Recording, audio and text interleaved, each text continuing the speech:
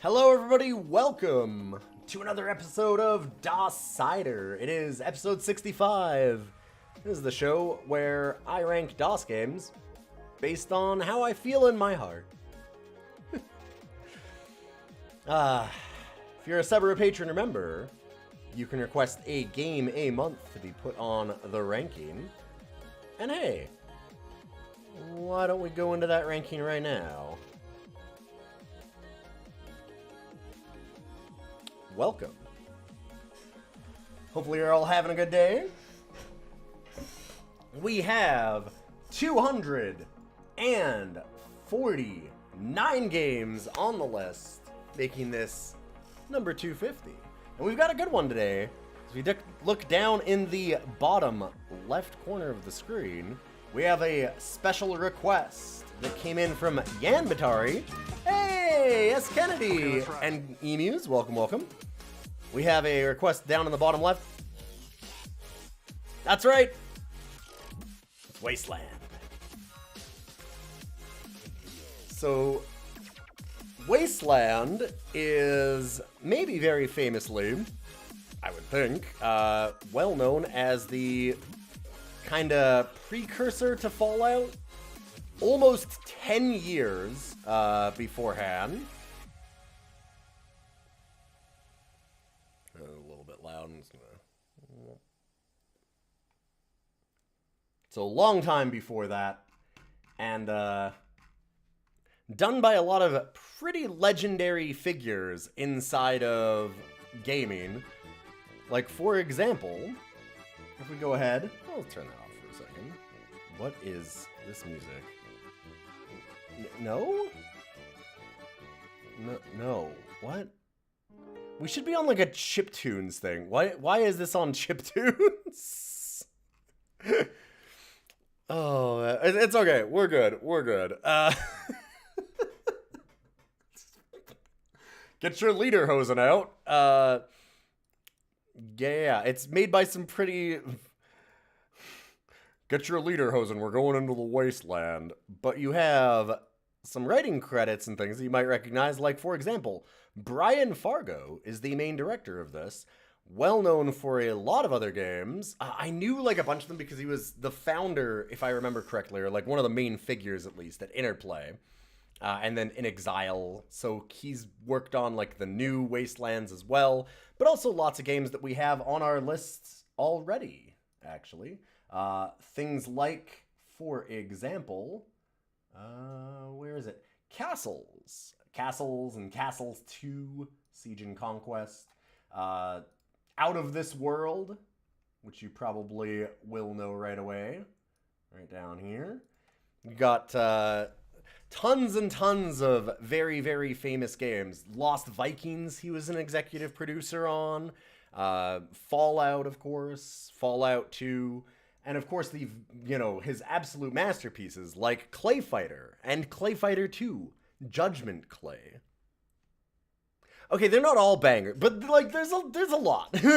there's the Star Trek 25th anniversary that he was on, which was a really, really cool adventure game. Actually, is that the highest game that we have from him? It might be. So far. Can't believe I'd skip Troika when I'm talking about companies that he founded. Okay, yeah, fair enough. Also founded Troika, famously Vampire the Masquerade Bloodlines. Although, he didn't do any work on that, right? Like, he founded it. Did he found Troika? Maybe. Here, let me look. I'm kind of curious. I had the list of a bunch of his games. To his credit, yes, Judgment Clay is a very powerful pun, but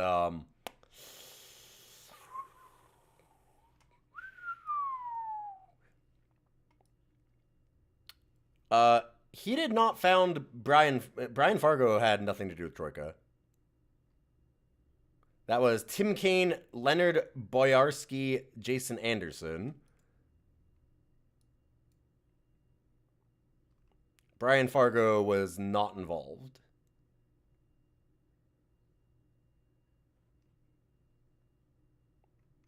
He's not listed on credits of any of those. On, like, Arcanum, Vampire Masquerade, Temple of Elemental Evil, none of them. Yeah. None of the games from Troika. But what worked with them beforehand, because they were all Interplay employees. Yeah. The Troika kind of split at one point.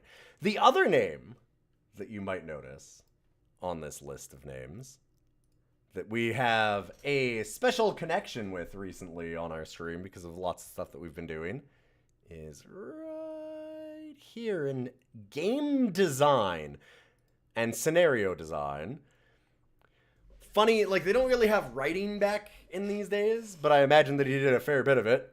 It's Michael A. Stackpole, the creator of a lot of the Battletech lore, and later on, a bunch of expanded universe Star Wars novels and other science fiction stuff. He also actually worked on the Wasteland 2 that came out in like 2014 or whatever. But enough of the background of Wasteland.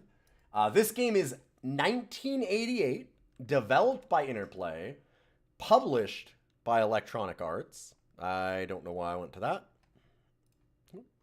But yeah. Worked on a ton of different things. He did, like, again, the Star Trek 25th anniversary game and things like that. Star Wars Expanded Universe gets pretty wild.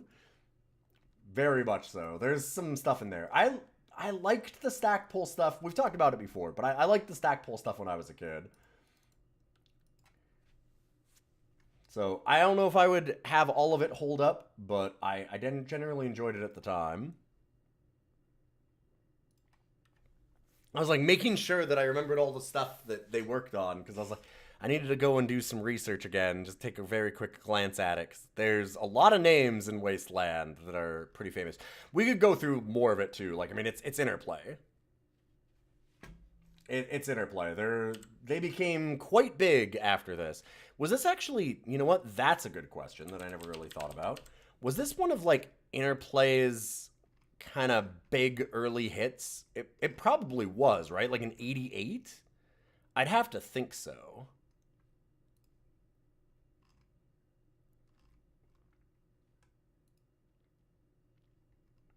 Yeah, because Bard's Tale and Bard's Tale 2 came out before that. But then Bard's Tale 3 was the same year. So, like, Battle Chess also, same year, 88. So they had a few, but, like, this was kind of real early Interplay stuff before they did a lot of their later things too. They did Another World and Castles and a lot of those games that we talked about afterwards.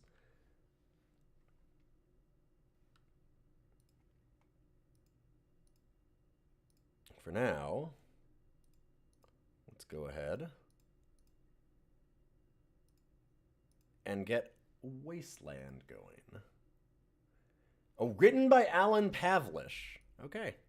In the other credits, we don't have that. Like, not in the manual. There's no writer credit in the manual. It's just design. Design and scenario design.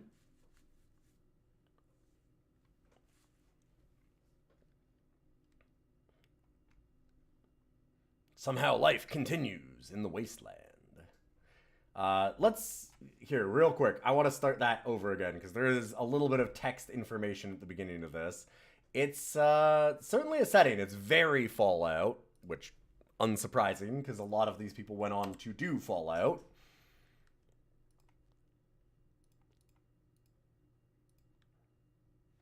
Come on, capture, please.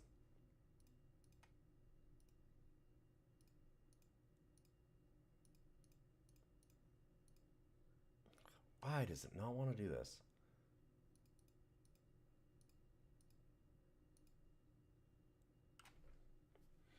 Earth 1998, status, DEFCON 1. I wish that I could capture this. Why are you not capturing anymore?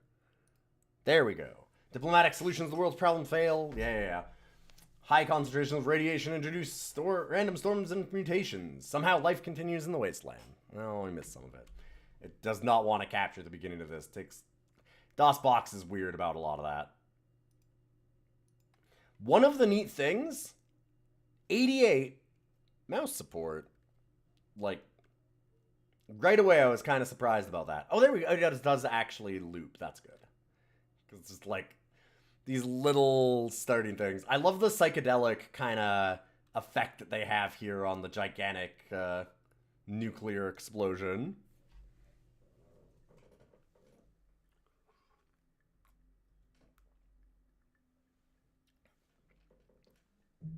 Place, Earth, year 1998. DEFCON 1. What part of the mouse clicks? Yeah, you mean like what part of the cursor actually counts as a click? It's weird because the hand's sideways right now, but I think most of the time it's not.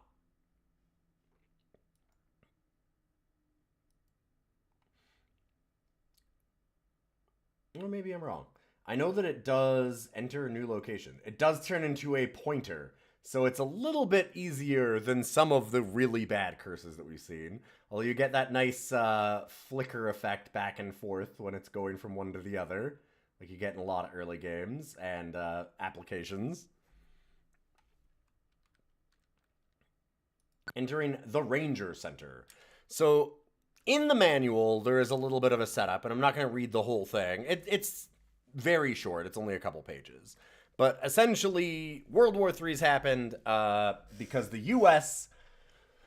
Basically provoked it by creating a military platform in space, and all of the... It even says, it's kind of weird. It does this strange, like, mesh of right-wing kind of fear-mongering about criminals, in a way, and then also... And, like, obviously dystopia fantasy. And then also this kind of really left-wing look at how, oh, the U.S. definitely provoked this. And it says specifically in the manual, like, the right-wing governments in the South and Central Americas, many of them set up by the U.S. during the drug wars, pledged their support to the U.S. in World War III. Like, that's one of the lines of it. And it's like, yep, like, okay. And then at the same time, later on what happens, so... The U.S. makes a space station. Everyone accuses them of, hey, that's definitely a military thing. And they go, no, it's definitely not. Nobody believes them. It starts provoking a war. Suddenly, Citadel Station, which is the space station, sends off a distress signal, and all of the satellites across the world go dark. What year was this game made? 88. I mean, World War III is definitely going to be your fault, but it'll be something way dumber than a space station. Oh, yeah. Although a military space station, maybe not. Maybe not. That might almost happen. So everybody, all the satellites go black. Everybody goes into a panic because they can't talk and they're afraid that it's the first strike. So everyone sends all of their nukes out and nuclear holocaust happens. The setting for this game in particular is that there is a company of U.S. Army engineers who are in Nevada building some transportation bridges and things like that. As this all goes down, they realize what's happening, go to a nearby penitentiary, kick all of the inmates out and tell them to die in the wasteland, and make it as a new, like, center of civilization because they know they're going to need it if they're going to survive the nuclear winter kind of thing. Which, like I said, it's this weird... The setting is both like, man, the U.S. sure fucked all this up, and like they sided with all these right-wing governments and things and set them all up at the beginning. And then also, we're just gonna kick everybody out and tell them to go fuck themselves and die in the wasteland. These are our heroes. Because that's where we're starting, is we're starting in what's called Ranger Center, which is the old federal penitentiary. Yes, yeah. Reagan did want to make the space defense grid. Yep, yeah. I'm sure it's very much based on the, based on a lot of that. Like, we're talking about, like, the Contras and stuff. since it makes such a big point of South and Central America dictatorships joining the U.S. as far-right governments after the U.S. instituted them in the opening intro, they're referencing a lot of Reagan-era shit, for sure. And now we can create a character, or we have to delete one of them. So how about we get rid of... I kind of like the names Angela Death and stuff, though. What if we just played as one of them? We should go through the character creation, though. Let's go with Angela Death, and then create a new one. And this is one of those games that is kind of brutal. It's very common for the time. Hey, would you like to roll until your character is kind of okay?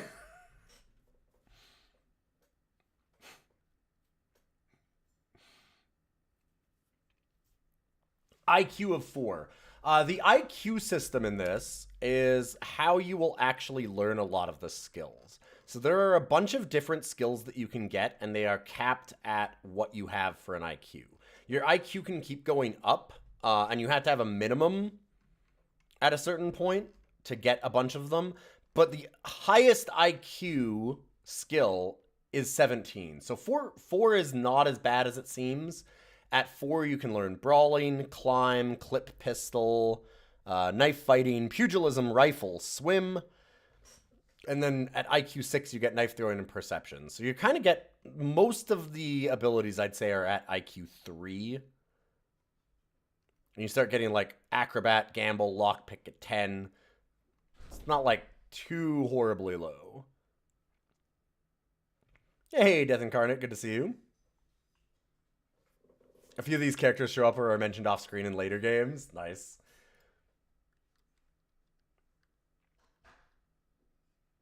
Dex 16, agility 10. This part, don't entirely know what all of those are, whether those are good or not. It doesn't really tell you on that side of things. It just says, hey, would you like to keep rolling them to get them better? It doesn't actually say what, like, a good one of those is inside of the manual. The manual is surprisingly short for an RPG of the time. Like, a lot of these games are very, very in-depth. And this thing, start to finish, including, like, all of the notices and stuff like that, and introduction, is 20 pages. Like, just very, very little. So when you're talking about a wizardry-like... For example, we played Wizardry 6 on stream a long time ago, and that manual was about 150 pages.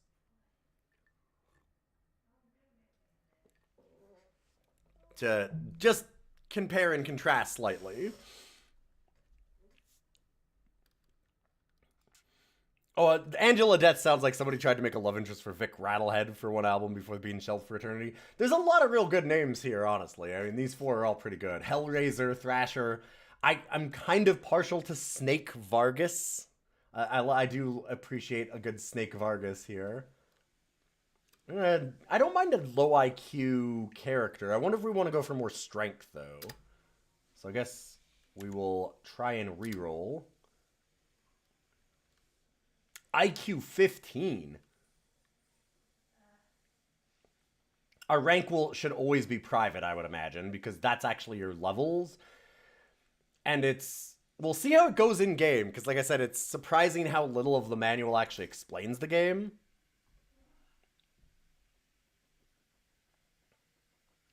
But it says that you have to call into Ranger HQ to see if you're available to get a promotion. And it won't tell you when that happens. It just says, you just call in regularly and see. As you get experience. So, like, okay, I guess that you just do it all the time. Hi, buddy. We got the boy. I was hoping to make a character with real high strength and, like, maybe agility and dexterity to get some close range punching or something. Oh, hi. Hello. Thank you very much, sir. That's very nice. Yep. Okay. What a good boy. Because the difference between it's weird. There's agility and dexterity. Agility will give you things like dodge and jumping on tables. Dexterity will let you do things like lockpicks or aim weapons. So generally, we probably want more agility. The last one in the Destroyer series is 2015. Wow. That's interesting information. Thanks for letting us know, Objection. I imagine that you are a big Wasteland fan. Hello? Hi. Yes, I know.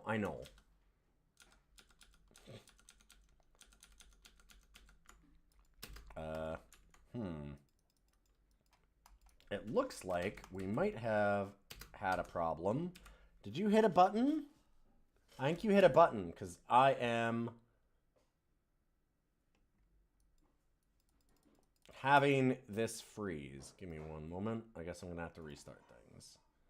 You like to sit your butt on the keyboard, and you were real close, so I wouldn't be surprised if you hit a couple buttons I didn't realize. You're good at that. Very, very good at that.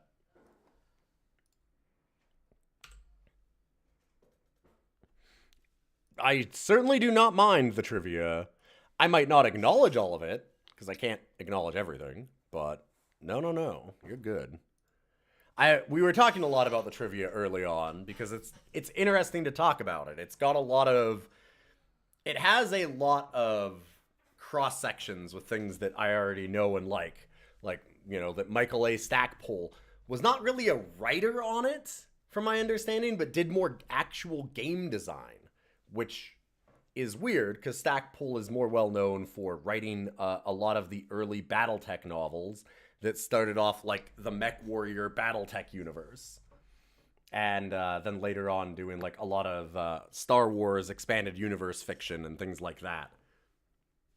Mwah. So got a lot more famous for that later on, but early on actually did game design for Interplay. And of course, like Brian Fargo being the designer for this, or main director rather, stuff like that.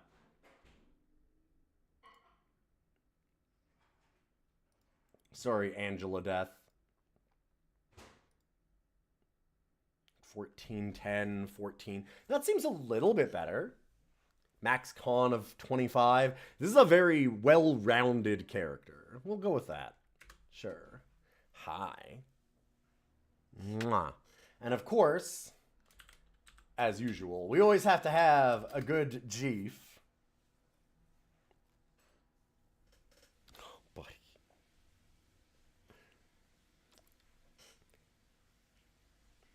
Although, you know what? We haven't done it in a long time, actually.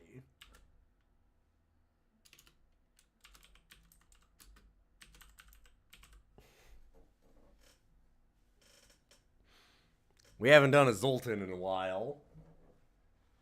Our beloved Zoltan, one of our main Might and Magic 6 characters. Before the Jeefs, there was Zoltan.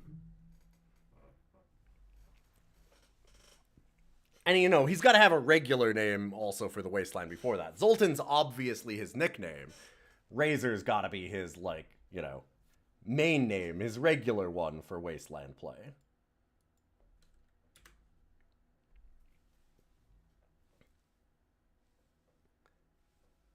Yeah, we'll go with male.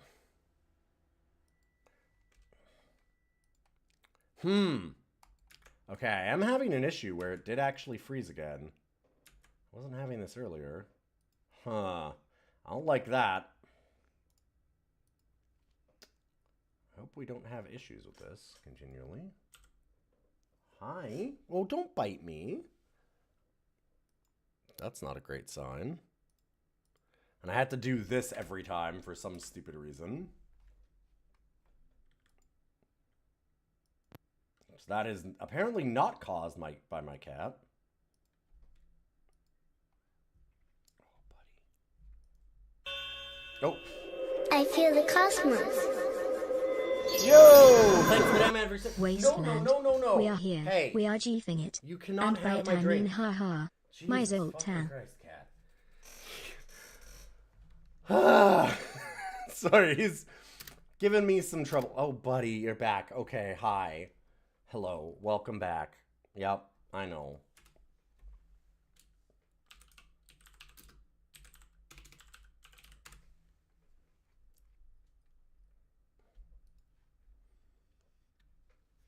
Ah, yes, the 5 nationalities.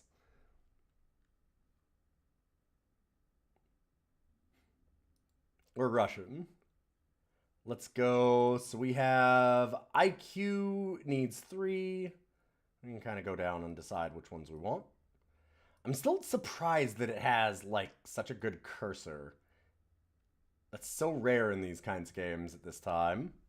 We've done a lot of the 80s games, and it's very hit or miss if they'll have cursor support at, like, mouse support at all. And this is a pretty decent cursor. So brawling, it's weird there's brawling and pugilism. When I looked at it, brawling is the number of attacks that you'll get per round in close combat, and pugilism is like your likelihood to hit kind of thing. Something like that. We'll go unarmed and maybe do with some pistol. Not a bad idea.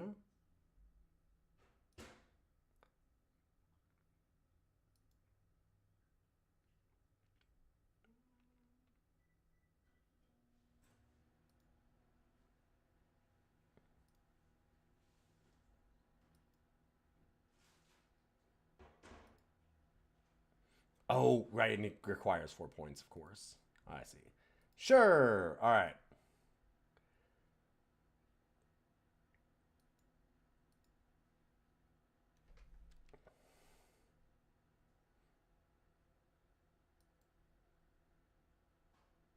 And we've got Uzi, brawling. Okay.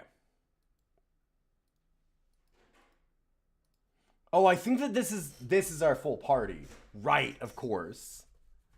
Of course. We do actually have the ability also to... So there's some really cool things in this game, reading on the manual, where you can divide up your party, which... Like, that's... some later games do that, too. But it feels incredible that you can do it already. Like, you can just disband and make multiple parties and send them off into all directions. You can do 4 different parties at a time. It's a hell of a thing. I'm going to save immediately. No, we do not want to quit. So that this way...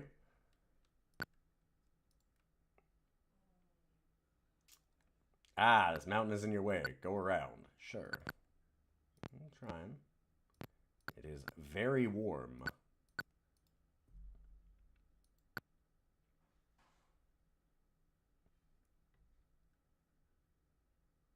You're in the desert north of the settlement of High Pool.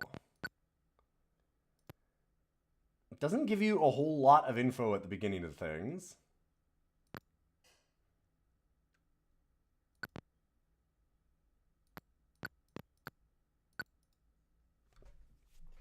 This is a dorm for teens.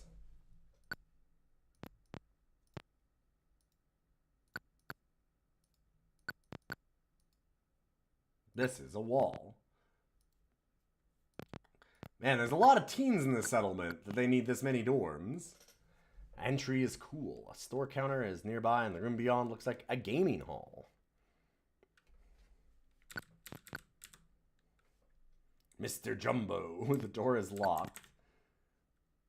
Entering the shop. Sure. Welcome to the shop. Who wants to enter?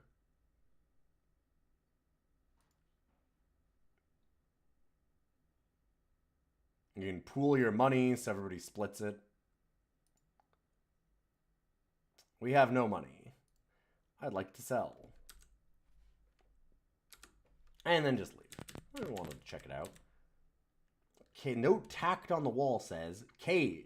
Adults raid outlaws. Jackie. Bobby's dog. Fix water purifier.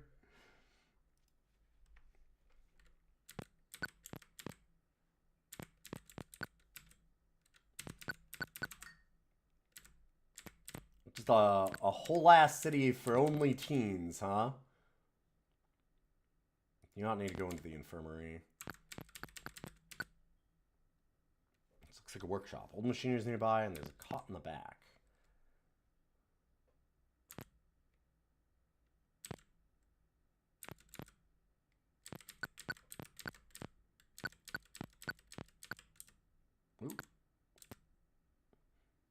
cheerful boy watches you from the nearby bush. Yes. What do you want to ask him about? Oh boy, text parsing, huh?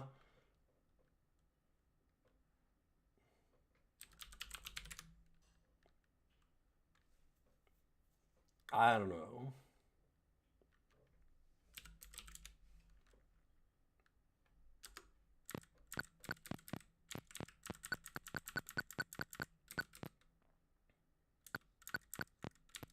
You easily cross on...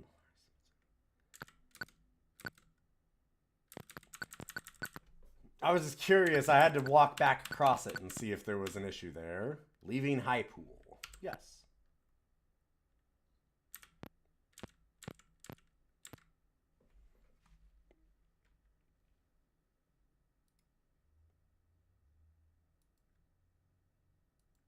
I want to do one thing here real quick. I'm worried that it's alt-tabbing kind of thing out of the game that's causing some issues. That's why I saved again. So I wanted to check. Let's see.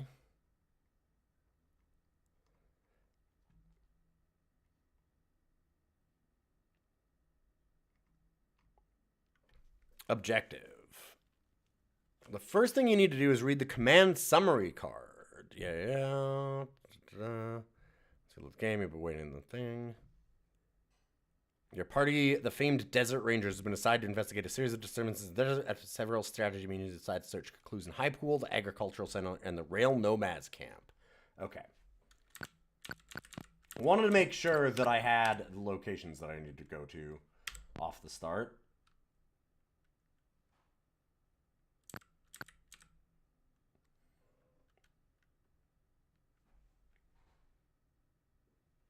Read paragraph 56.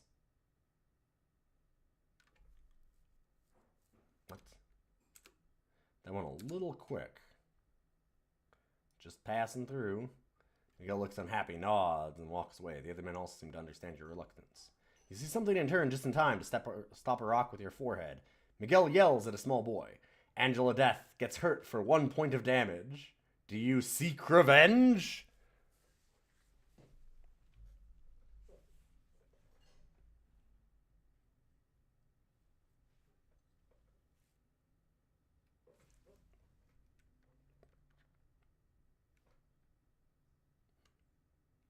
Yes. You reach for your weapon. The men move away. You note that a flamethrower is pointed at you. You change your mind.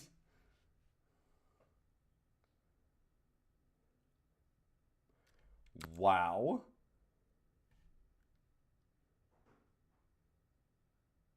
Let's ask about payment.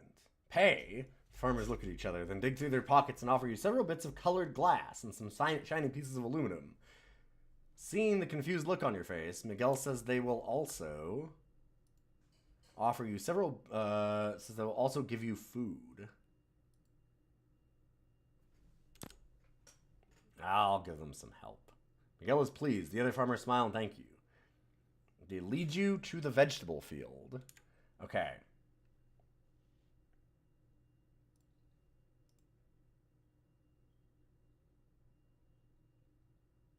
This is interesting. Because it's not like...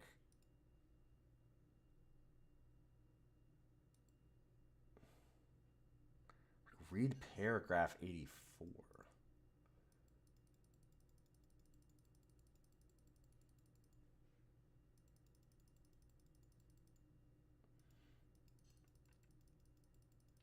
I got the manual with this, and it's not like there's an easy paragraph 84 to do other than just counting it out.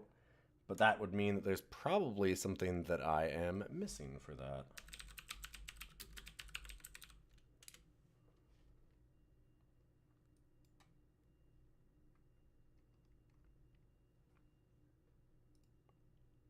Nope. I was going to say, there's got to be an additional document with that, huh?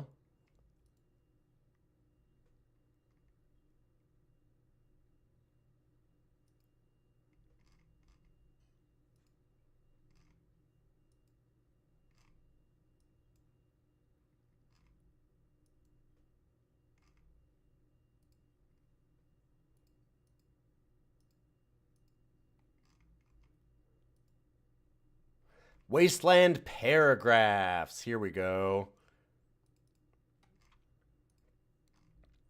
Oh boy. Good to see you, by the way, Yan Batari. Yan Batari is the requester of this game today. One moment. It's gotten really dark in here all of a sudden. All right. So 56, which was the original one, was Closer Now. You can hear it. So this is when we went into this area. Closer Now, you can hear the conversation the men you saw when you came in. There's a short silence after each man voices his thoughts. They speak of varmints who are impossible to kill. The varmints are stealing their food faster than ever before, and they seem to be massing for a major attack. The simple weapons of the farmers are not enough to stop them. They have no idea what to do. One of them jumps as he notices you, and they all turn to face you. Stocky man named Miguel approaches. Okay. And then this one is 84. Is the world's worst copy protection? Maybe? I think that it is also just that there is a lot of talk in the manual of, like, when you save, you have to switch multiple discs in. It's 1988. They just don't have a lot of space. I wouldn't be surprised if it's a bit of both. Yeah, it's saving space in the game by putting content in the manual. Other wordy games did this. Yep. Yeah, in this era of games, they would oftentimes do this. We haven't done many of them that did, but there are a few, for sure. I mean, you'll always see, like, there's a lot of games that'll have, like, 3 pages, 4 pages, or more of information, like, as the setup to the world and stuff, because they can't do intros. They just don't have the space to actually write that in the game. So, 84. In the shadow of an enormous satellite tracking dish stands the old man. Over 100 years old, he is still vigorous and bright of eye, although he rambles incoherently at times. The farmers remove their hats as they approach and wait for him to speak. Frowning, deep in thought, he stares at what appears to be the remains of a 15-foot-tall carrot. He holds a long shaft of broken metal in one hand and mumbles something about wascally wabbits that he had to beat away with his best rake. Miguel explains that you have come to help. The old man studies your weapons and tells you that he doesn't think your pea shooters will do any good against the armored varmints, but that you're welcome to try. If you succeed, he wants you to come back and see him. There is something he would like to show you.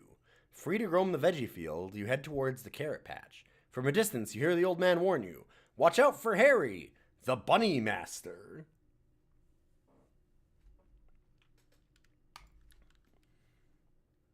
Yeah. In 88, you had fewer kilobytes on a single disc than your average compressed to hell social media post JPEG.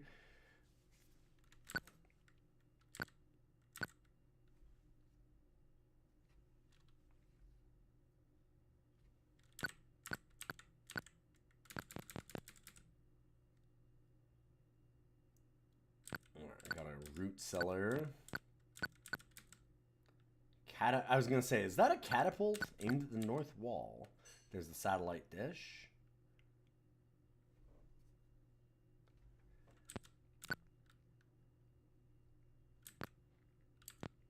Peas the size of bowling balls. You've entered a green sequoia broccoli forest.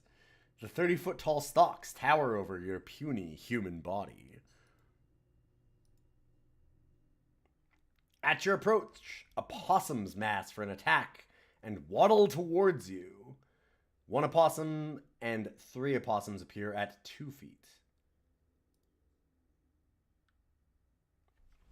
Angela Death. Choose. We can try to hire them. We can evade. We can attack. Do a bunch of things.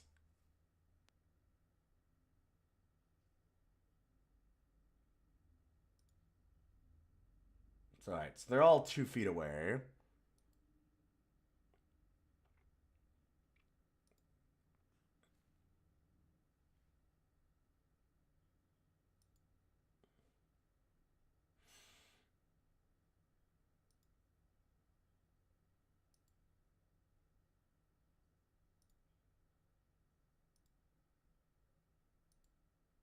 Encounter begins. Angela Death attacks and hits a possum 1 for 11 points of damage.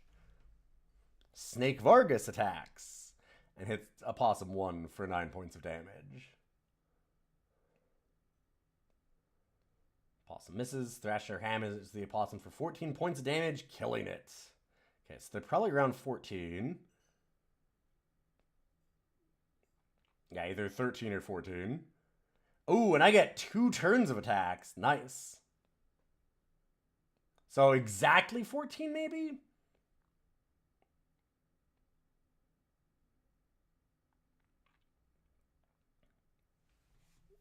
Grazier Zoltan, no! 6 points. Okay. We're looking pretty good so far.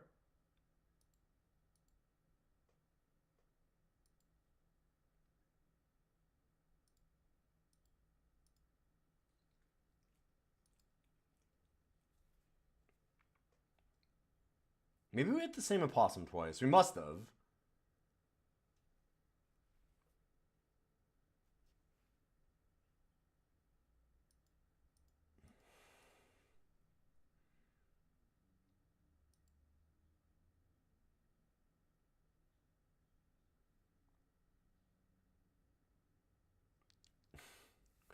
Exploding it like a blood sausage. 128 experience and 64.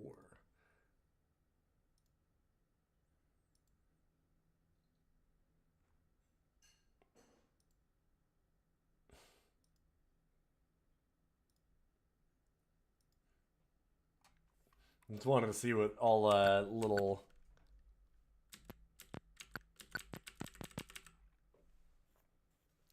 like pixel art things would be. It's a pretty good one of the Rangers. You see what look like large chunks of the ground leaping towards you. 2 desert lizards appear at 28 feet. Okay. The manual states that hand-to-hand has to occur within 14 feet.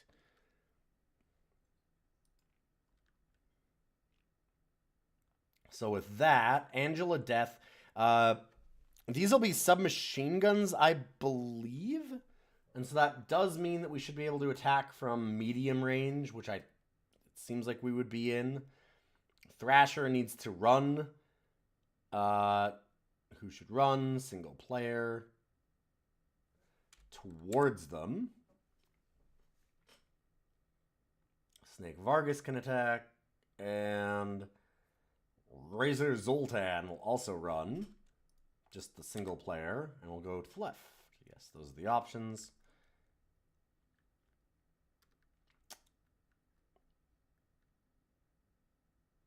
And they run at us. Party is not being attacked. Do you want them to execute a battle round? No.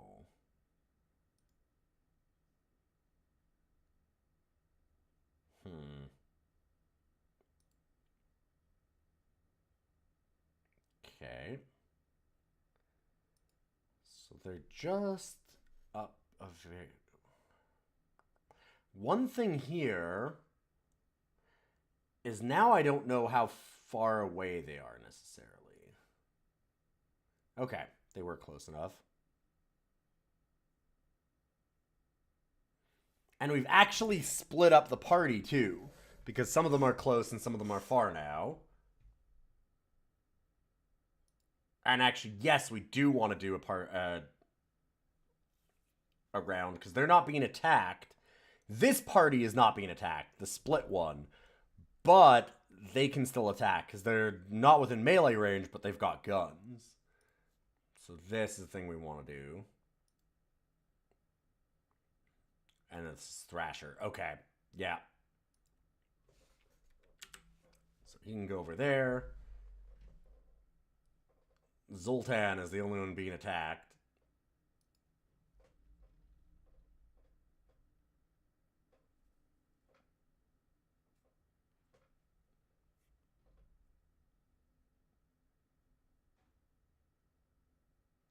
Big beans.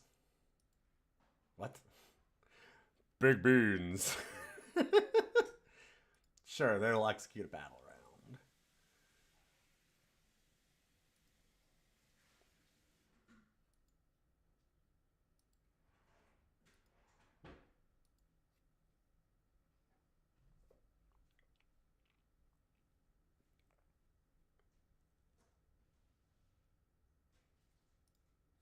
Cool.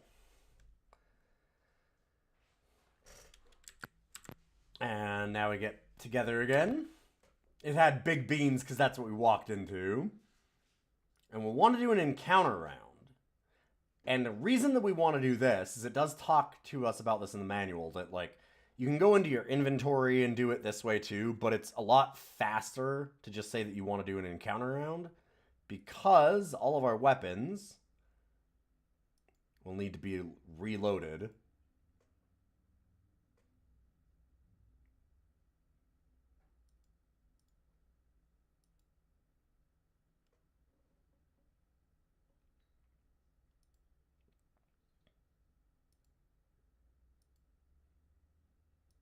Just a little bit of an easier way to do some things.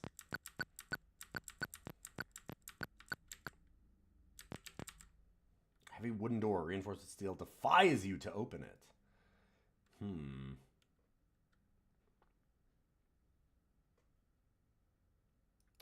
We can also change the order that everybody walks in.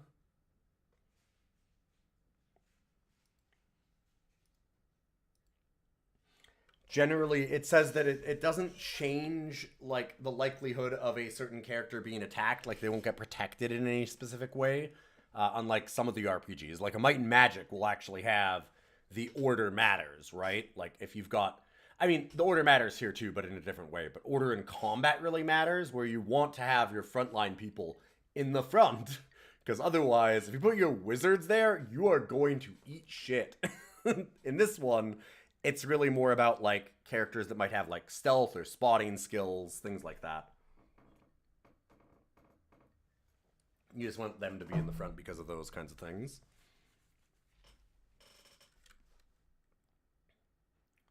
One thing is use skills. Okay, I just wanted to see. Swim, demolitions, confidence, pick lock. Eh? Dang. You scratched the door, but it still defies you.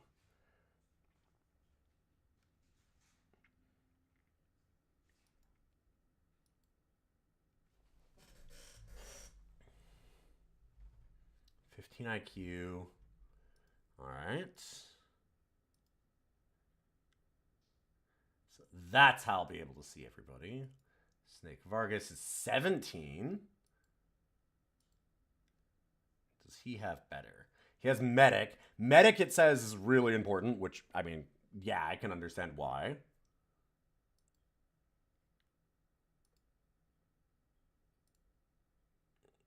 An IQ 10, sure.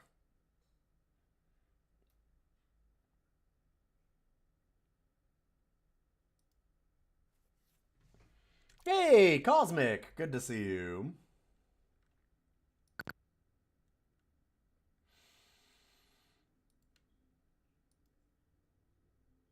Let's try it one more time. Alright. Ears of corn, 8 feet high. Rats. Rats appear at 2 feet.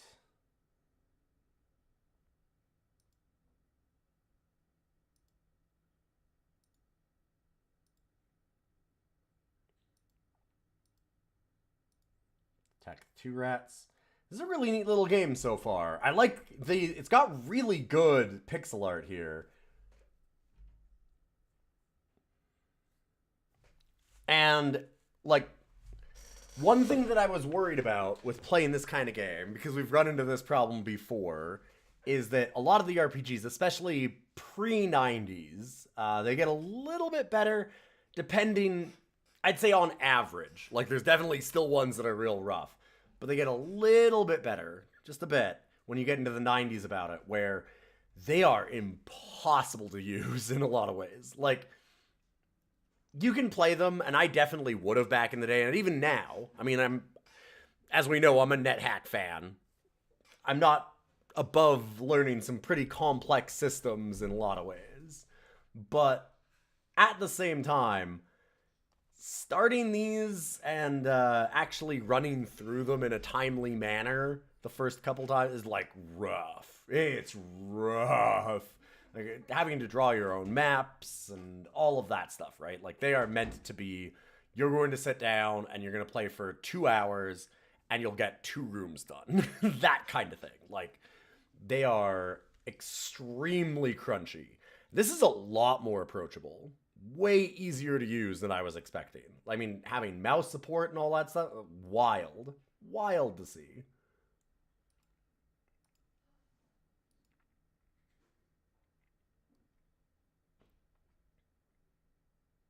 Nice.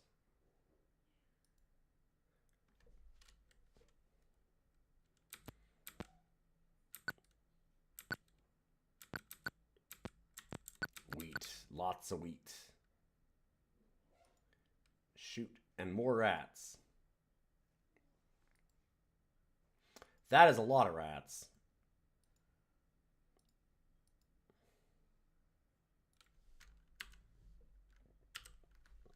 I'm wondering if we can press A for attack. As much as I like that it has the mouse support, I generally do like going through keyboard because it's a little faster. A does work. Yeah, I like this system. Let's attack the 1 rat. And then you'll attack the 2. Yes.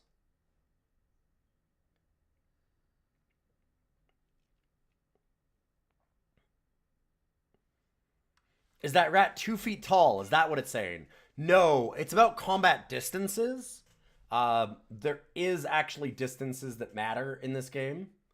And if we go to the map will actually show and care. Because they're in the same square as us, because they're 2 feet away, it's not showing them. But we had a fight earlier where they were like here.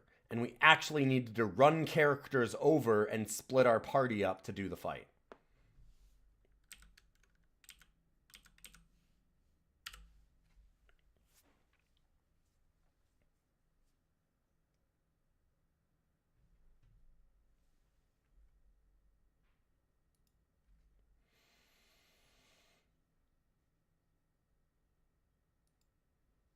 Well, it's radio in.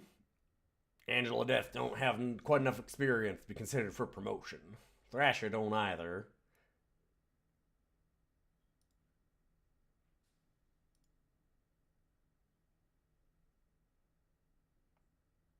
This is really good art for 88. We've played some similar RPGs in a way. Like, I would say that the, just from, like, the top-down feel of this and the look of the graphics and everything, it's really been giving me vibes of Crescent Hawk's Inception. The Battletech game, which is actually very funny when you consider that Michael A. Stackpole designed this and then became the Battletech guy afterwards. But it very much feels like that, but it looks better. It definitely looks better. There's some really cool pixel art in this.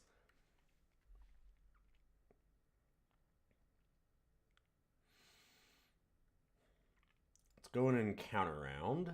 Yes, we want to do a battle round because we need to load and unjam our weapons. And these ones, whatever, it doesn't matter. Because they don't have those. Or at least not equipped. Yeah, I'm kind of surprised at how intuitive this was to use. A bunny appears at 10 feet. See, that kind of thing will matter. So you'll see it on the map. It's close enough. As long as they're within 14 feet, you can melee them.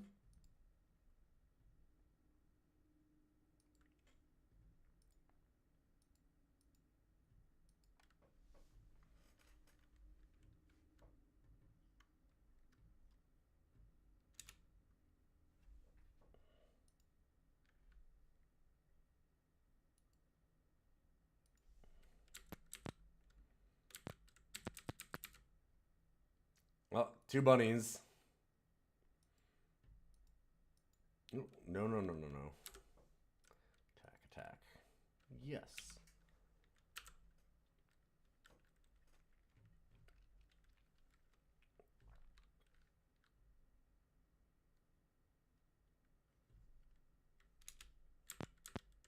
Characters are doing good. They're growing up so fast. Yeah, let's enter this new location. You descend down a dark tunnel. Okay, wait. So, I've got to imagine that's where we need to do the rest of this. Where's that old man, though? Where did he go?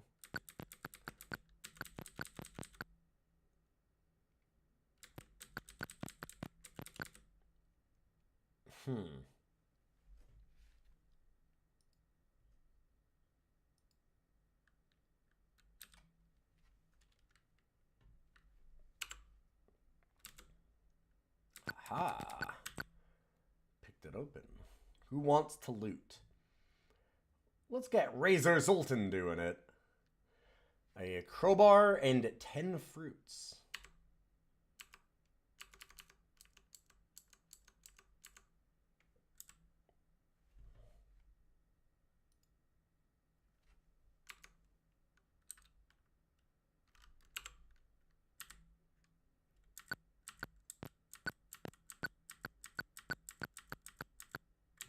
There we go. All right. Can we do you as use? We can. Okay. Yeah, this is just really nice and intuitive, honestly. Like, really nice. Huh. Uh-oh, I think I'm really liking this.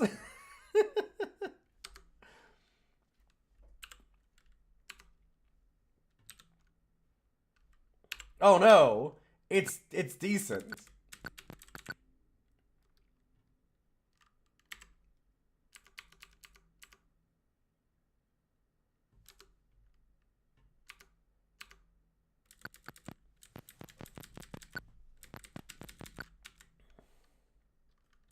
Closed today on account of varmint attacks.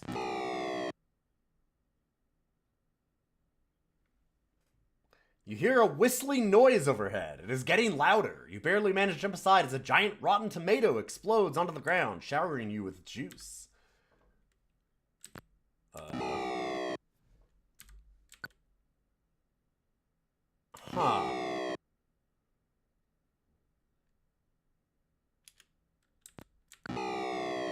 Okay, we're getting... Yeah, I get it. Okay, don't go that way. Dang. Wasteland is pretty neat, but it's kind of a had to be there thing. I don't know, I'm enjoying it so far.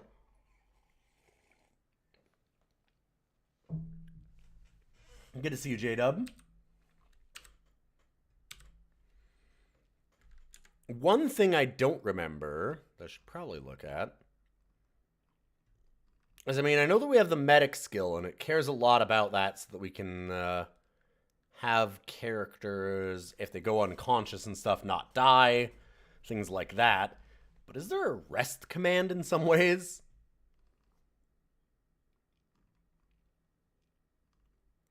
Counter, order, disband. View radio. I don't think it ever actually says, other than... Oh, you do just heal over time. Right.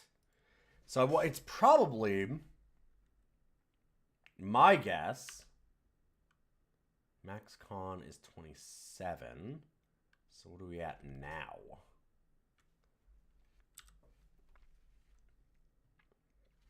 Good question, right?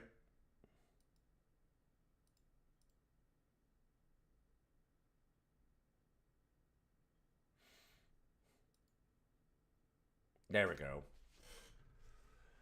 Snake is only hurt for a few. Ooh, Razor Zoltan is kind of wrecked right now.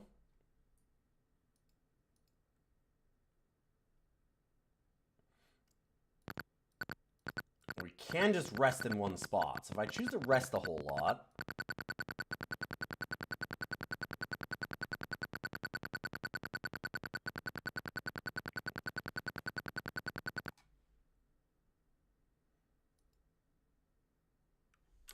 I mean, order. Yep, okay.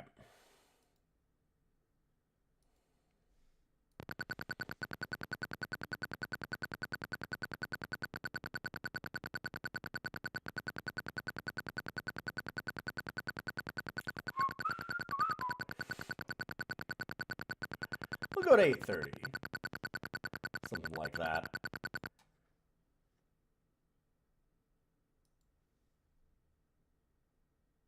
Yeah, I only have 6 damage now.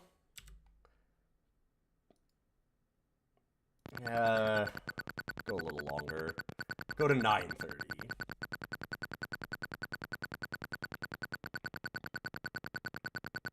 I'm guessing this is a 24-hour clock. 1 health. Sure. That's fine.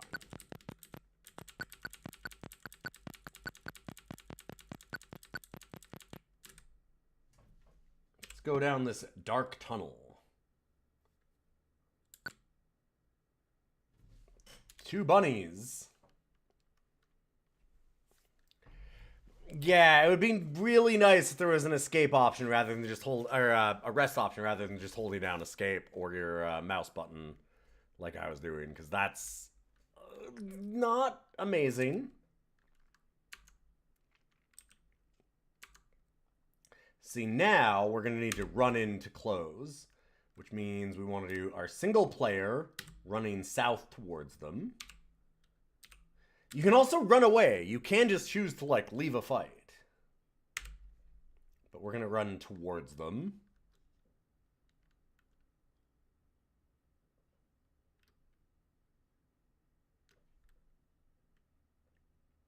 Angela, Death, and Vargas are not being attacked, but do I want them to execute a battle round? Yeah. They're not being attacked, but we would still like to shoot.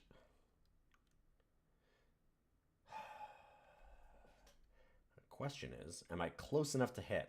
This part is a little awkward because are we close enough? Good question. 14 feet. Apparently, yes. Let's do group 2.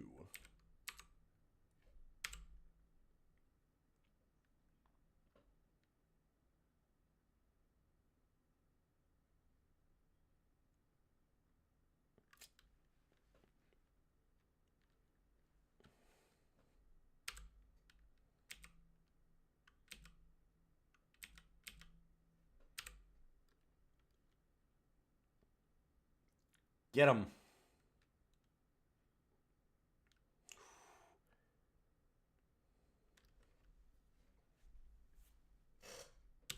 We'll no longer do it. Oh, wait. Oh, there is still one. Shoot. Yeah, I guess so. Okay, good.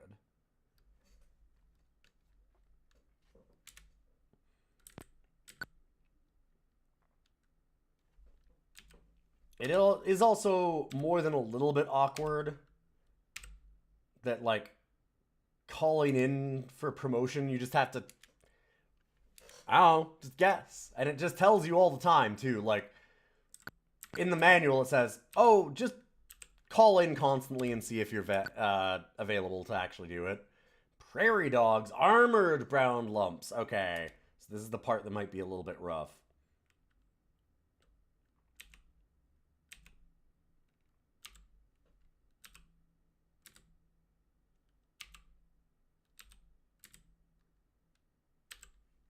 Let's run towards them.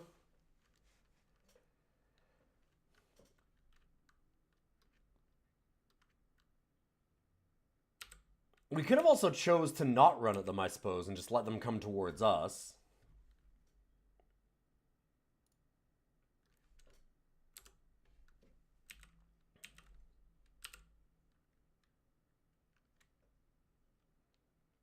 Let Snake Vargas and Angela Death just shoot them a whole bunch.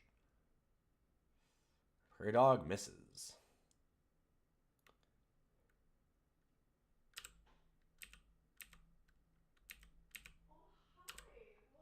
Yeah, I think this is actually kind of awesome for combat at the time. Like, obviously, things have moved forward in games slightly since, 1988, almost 40 years ago. But at the same time, this is, like, surprisingly usable. Like, just immediately, I could see most people being able to just grab this, pick it up, and go with hardly even reading the manual. Maybe not even reading the manual, honestly. Like, everything's pretty intuitive, which is fairly rare for the time. Let's just evade and wait.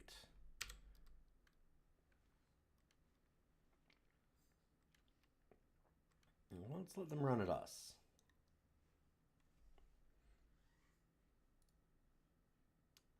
Okay, now they're probably next to us in such a way that we can just attack everybody. Yeah.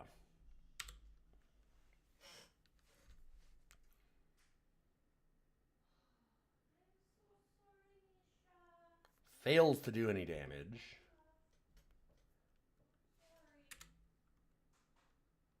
Nice.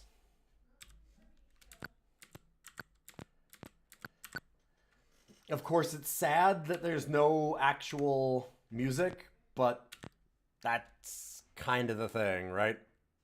Battletech Crescent Hawk's Inception was also 88. Yep.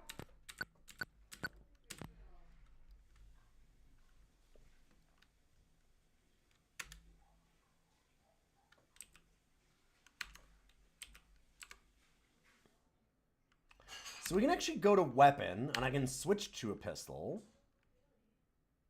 Maybe? Yes. Can I wash your mug? No. Okay. Bye-bye. I have stuff in it right now. Okay. I was going to run the dishwasher with a space then. Okay.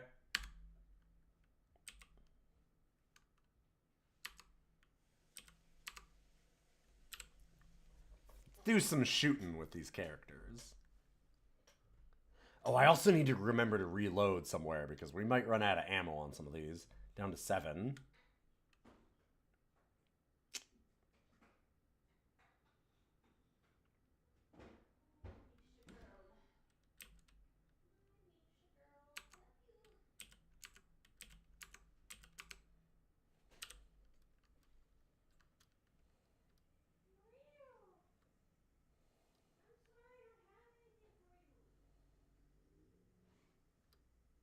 Oof. These rats are a little nasty. Razor Zoltan's only at 13. That's not great. As was Might and Magic 2 is 88. Yeah, Might and Magic 1 is 86, right? If I remember correctly.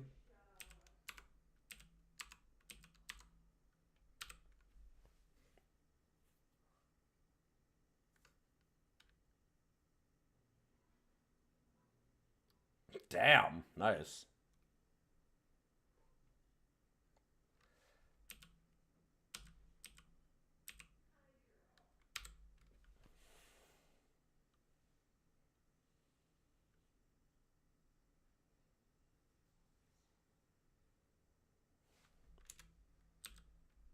Yes, we will save. No, we will not quit.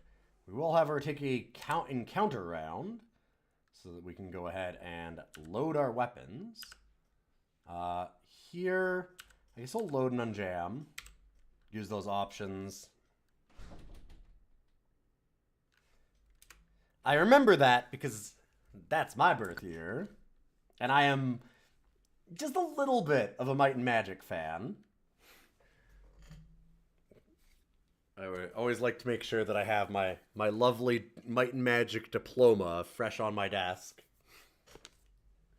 Framed and all. I need to get frames and do 7 and 8 also. I need to set up something back there where we've got those all set up. I need to get all of those printed out. God, I don't think I got 4 and 5 printed either. Do they have those in 4 and 5? I can't remember. We did do 4 and 5. Like, that's World of Zine. There must have been. I'm sure that there is. I'm sure you get a certificate for those ones too. Don't make me tap the placard. You know, my Might and Magic diploma. I'm going to switch weapons here on a couple people again. Sure.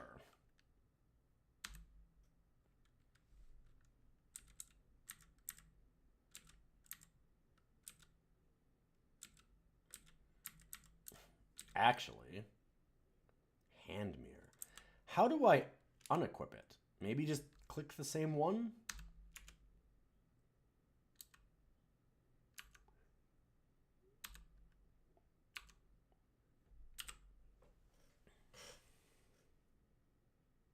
Yup. Ah, okay. Like, that's... Forgot that we want Thrasher to actually go to the crowbar or knife or whatever. That sounds very minor, right? Like, it's like, okay, it's... So what? So they let you swap weapons in a way that you understood. There's a lot of games where it would be a fucking nightmare to figure that out. We've played a lot of them.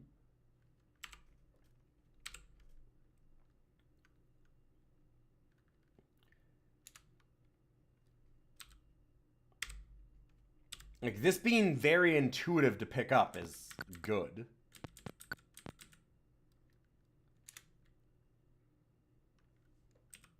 Very, very good.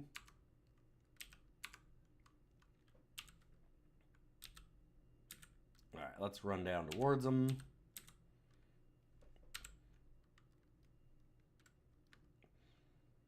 And then we're probably going to need to sit here and, like, spend 5 minutes just going, wait for all of our constitution to get back. That part is not amazing, I will say.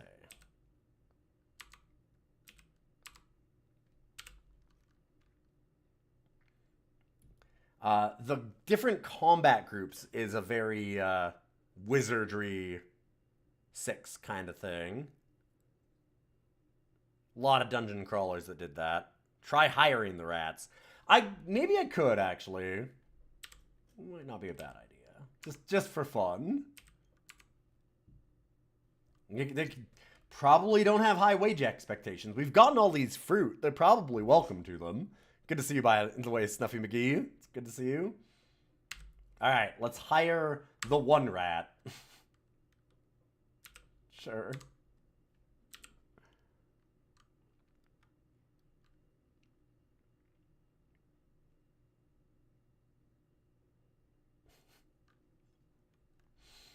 Grazer Zoltan is at 1 constitution. I should probably actually, you know, stop goofing and kill these fuckers.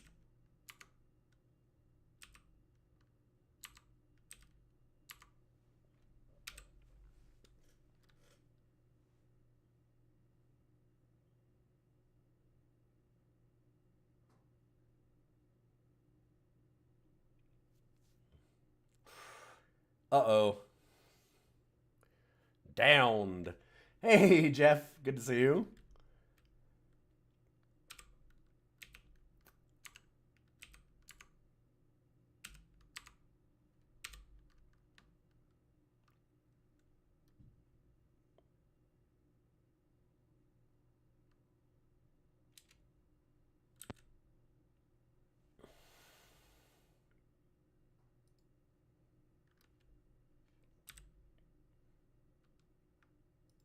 Oh, actually, no, we do want them to do a battle round.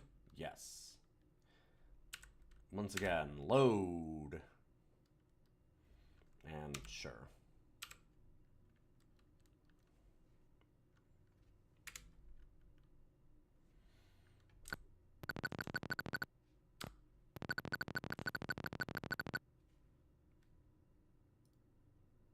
Oh, Razor Zoltan is back up. Okay.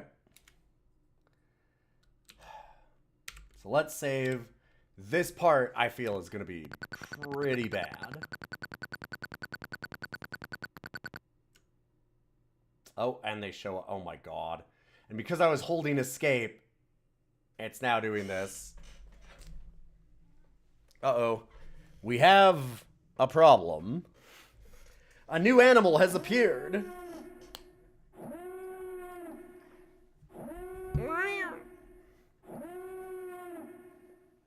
It appeared at only 2 feet. It isn't melee range. Yeah. What do we like to do? Would we like to evade? Or pet? I think pet. Pet's good. Oh yeah, we got the boy. Yeah. Oh, That's a good kitty.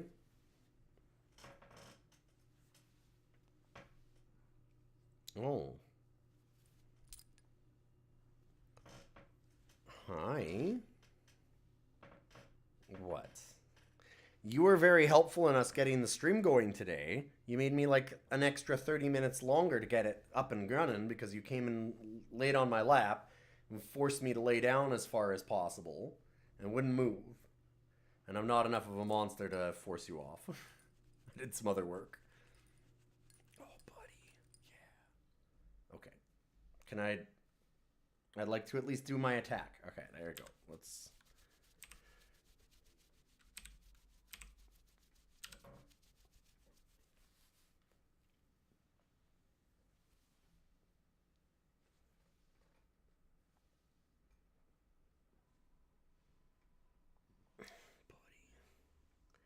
God damn it. Grazes Zoltan's down again.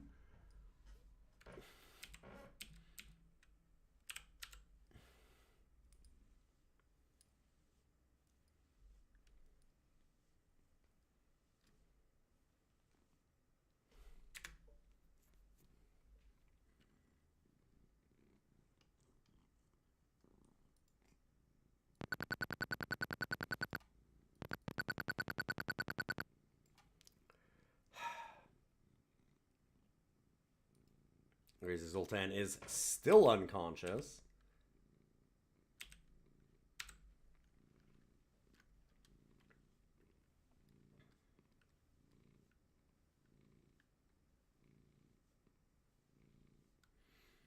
I think we're going to need to get out of this tunnel. This is not seeming like a good place to be.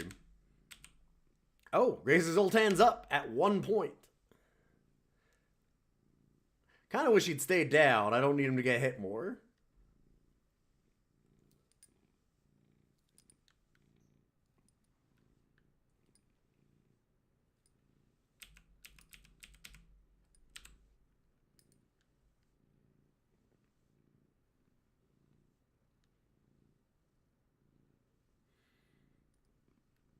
You can also really tell right away with this game how it's got like that very Fallout kind of sense of humor / world building. Like it's all gigantic vegetables and weird mutated rats. Like it's very unserious, right? They're catapulting tomatoes at us to hurt us. Which, as a Might and Magic fan, I appreciate. I appreciate an RPG that's willing to do some weird, goofy cant, for sure.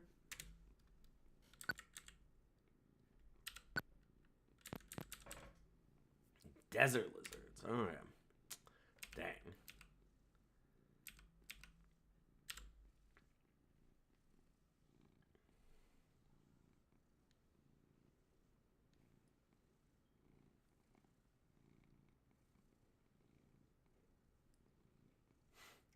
And knocked out. Dang.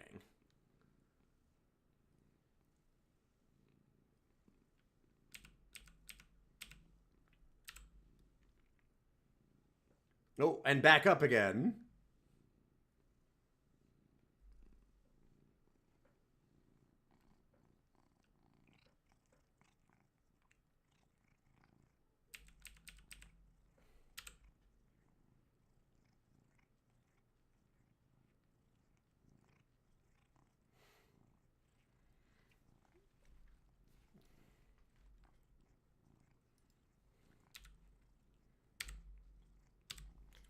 Okay, 1 second. I just want to see. Am I correct? Yeah, I was going to say. Make sure you all get the thing that you care about. Hey, buddy. You're the real star. One of your pairing partner's cats leapt at her from the top of the wardrobe to wake her. Damn, Death Incarnate. Buddy. What are we doing? Okay. I didn't consent to be on your stream. A little shy of the camera.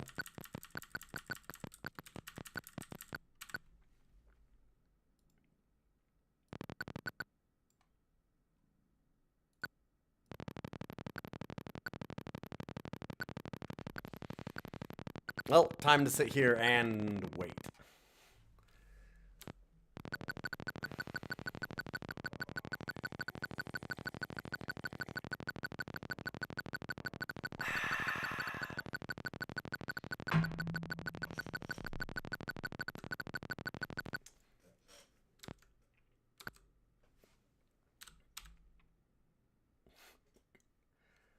Oh, yeah, we'll execute a battle round.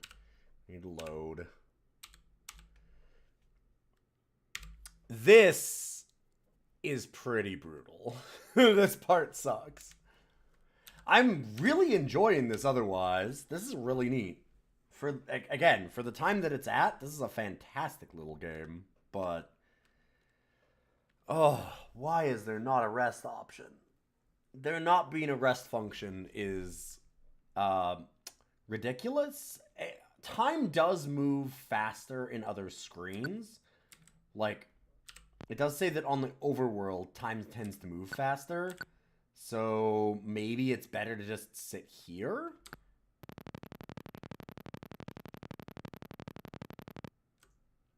Oh, and... oh, shit. It is not better to sit here because then this is dangerous. Gotcha.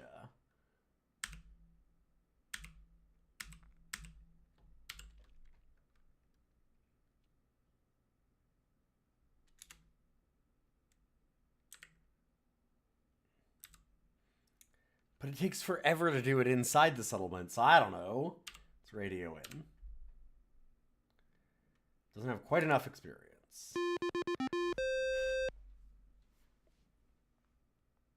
Thrasher has achieved the rank of Private First Class. 2 adventure points to distribute among your stats.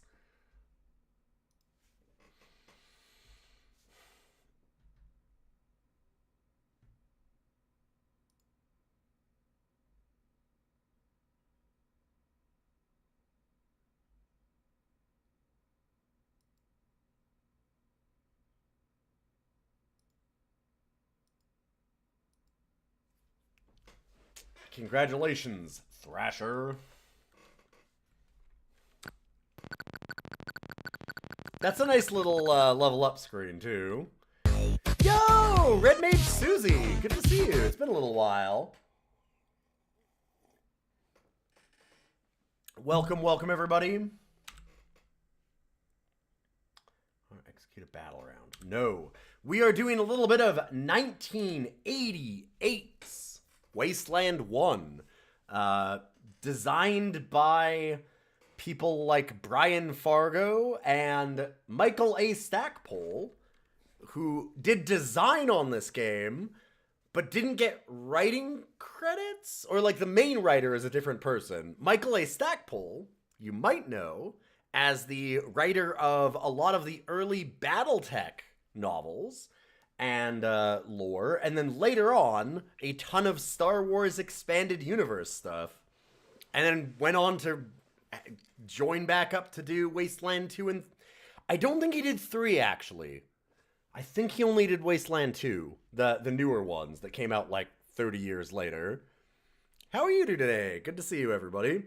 This is my weekly show, which, wait, there's a thing that's missing here. DOScider. There we go. That was pixel art from my good friend Boix. Our ranking of DOS games that we do every Monday. This is our 250th game to rank. We're doing a special episode on it because it's an RPG. It takes a little while.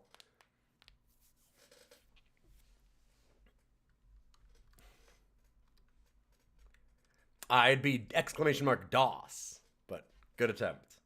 You're getting it. You're close.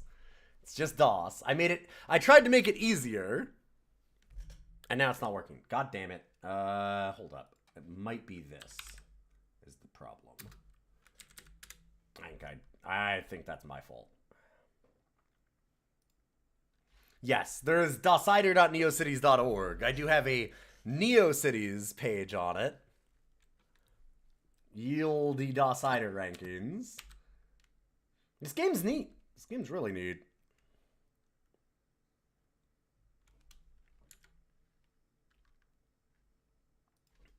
Okay, now let's try it. Yeah, there we go. Okay. I've been doing some behind-the-scenes work on getting some different bot stuff going because we have a weekend show. We have a few weekend shows, but one of them is doing itch games at random. And I've been streaming on Twitch for now 11, 12 years, something like that. Hey, Ziggle! DOScider, you bet. But, I mean, I got a little something here. It's not cider, but I've been streaming for like 11 or 12 years, and there's a problem that I have been trying to solve for all of it, pretty much. And nobody does it. Everybody wants to do... Alright, 1 second. Quick aside where I'm gonna rant for just a second and be angry about the way that people write bots for Twitch. And it is that there is this idea that the only reason you would want a countdown timer on your stream, the only reason is because you want to make money off your chat and make it so that they do subs and bits. Because every bot that I have ever looked at, any program, like bot, timers, whatever. You're making a timer right now that accepts channel points. Oh, Sponge, thank you. The airing of grievances! You don't need to do that. You don't need to do that.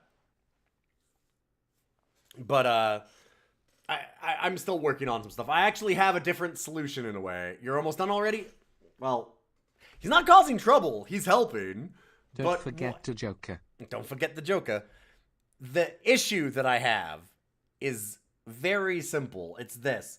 Everybody wants to do timers, and all of the bots will do it so that they can do, like, they'll react to channel points, they'll react to emotes in chat, they'll do all those kinds of things. But you cannot make them use the timer with those functions. The only thing that timers will work with is subs and bits. And follows sometimes. I'm like, what if I want my stream to be fun first, and then I will care? After that, then I can care about money. Weirdly enough, I have a theory. I have a thought, and I might be wrong. In fact, I probably am, because I know the way that FOMO works. But what if you made things fun first? The money would probably happen.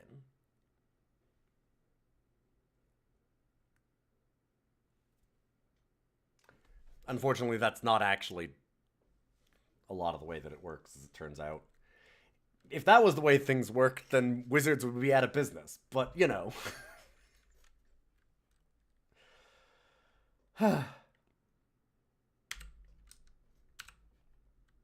I'm so mad because I've spent years and years and years trying to find, like, a way to fix that and set it up.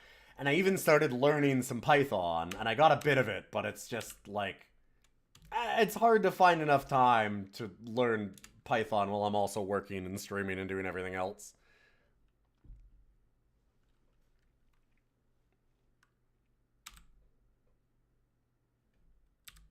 So again, what were you up to, Red Mage Susie? And I should give a shout out. Do we have a mod? We have Sponge, but Sponge is apparently writing a bot for me. You beautiful, beautiful person. Somebody can shout out Susie, I'd appreciate that. You should definitely follow Susie. Susie, very, very cool streamer. I'd love to hear what you were doing today. Here, I'll do it. I got it. Normally I handle all that because we don't have a big enough crew. I'm just worried about... The only reason why I'm worried about it this time is because when I've alt-tabbed away from this game a couple times, it's frozen on me, which scares me. I don't want it to wreck our stream again.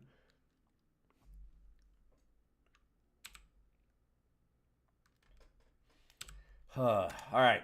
This is one of the only things that I found really obnoxious about this game so far. There is no rest function, so for us to heal up our characters, it's gonna hold escape and do this for a moment. Oh! And we waited too long and got another random encounter.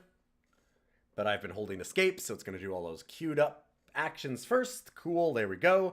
We're only 7 points away from full health.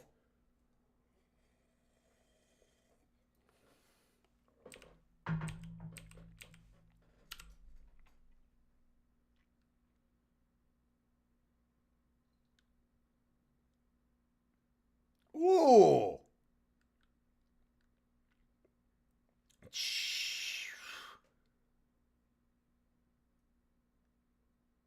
That's a lot of damage. That is a lot of damage.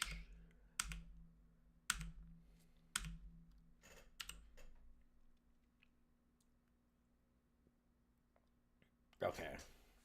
Wow. I'm going to go in here because it seems safe when we're in the agricultural center. The problem is that time moves slower, so it takes even longer to rest.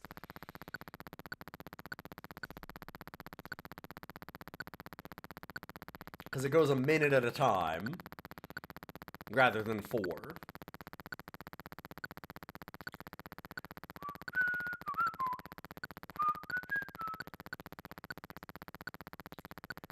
This is such a black eye for a game that I was really, really excited for.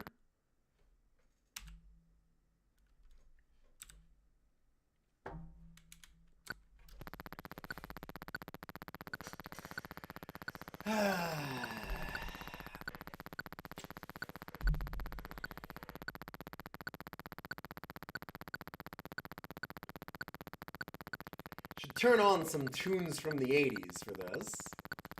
Who's got some temporary secretary for us? Get some of that good old Paul McCartney. I will not be playing it on my stream because I'll need to get copyright strike. But it'd be funny if I could. The worst song of the 80s.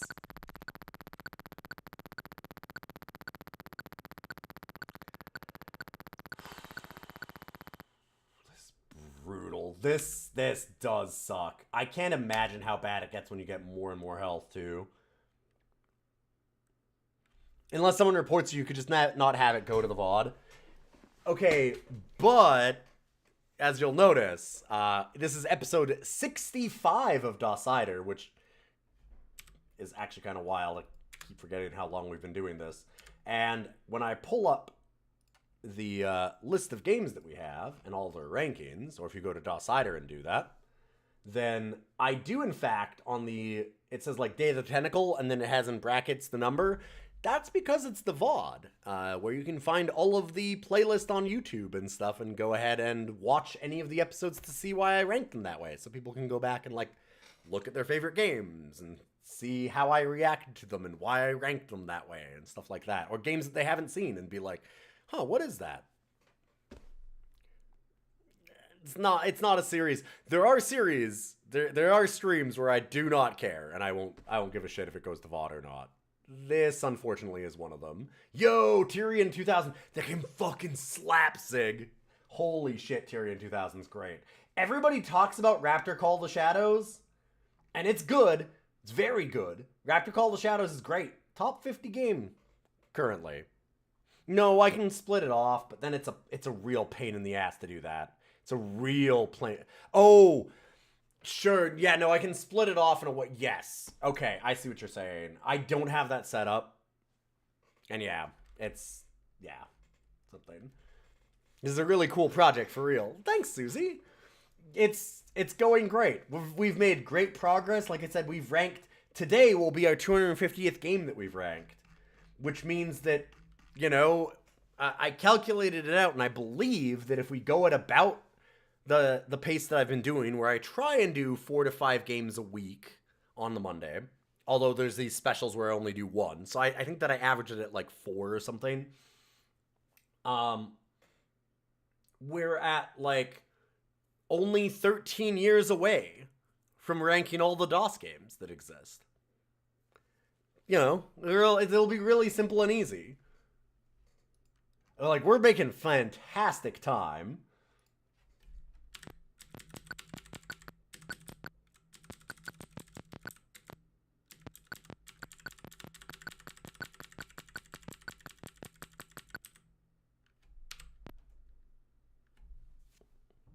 They can make a lot more DOS games in 13 years. Don't jinx it. There are new DOS games being put out, actually. There are some that I have that are more recent.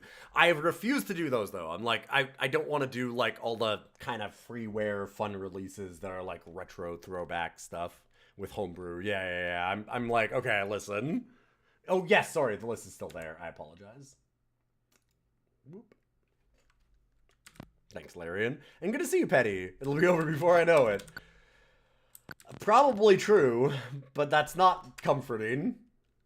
Time goes too damn fast. I mean, I've almost streamed that entire time already. It's almost been 13 years of streaming for me.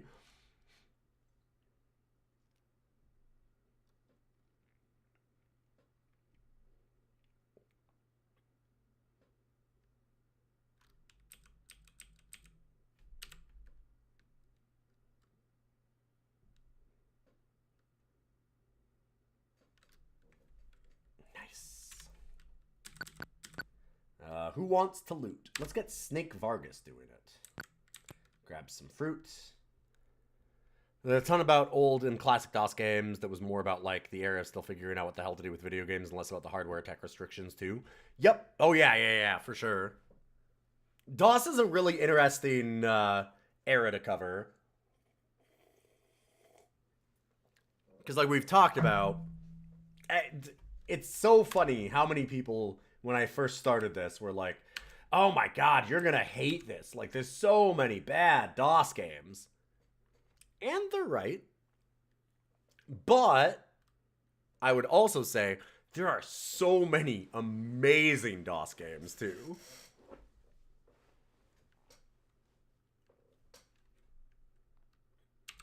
Alright, let's run at them.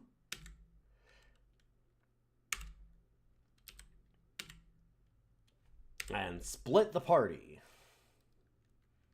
This is a really, really cool way to do combat, actually.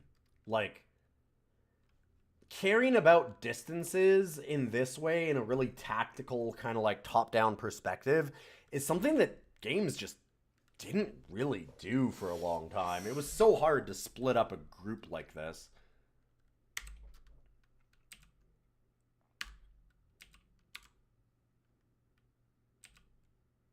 Alright, they're 10 feet. So they are within melee range.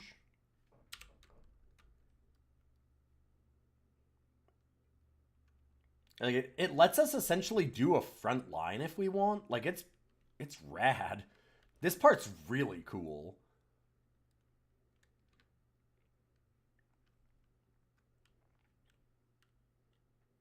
Yeah, back when how do we make a UI was an earnest question without a clear answer. That's why I'm really liking a lot of this game, is that all of the stuff that we've used so far is extremely, like, intuitive. There's a lot of these games that aren't. This one even has mouse support, which in 88 is certainly not what I would consider standard, right? It is more important for a game to be interesting than good, to an extent. There's a weird line there, for sure. Because a really, really great game that doesn't necessarily do anything new, but just, like, hones a formula to perfection, is also fantastic. Right? If that makes sense. But at the same time, if a game is, like, in that zone of where it's like, well, it's not, like, incredible, like, there's problems with it, and it's not original, that's the death. Like, that is absolute death, for sure.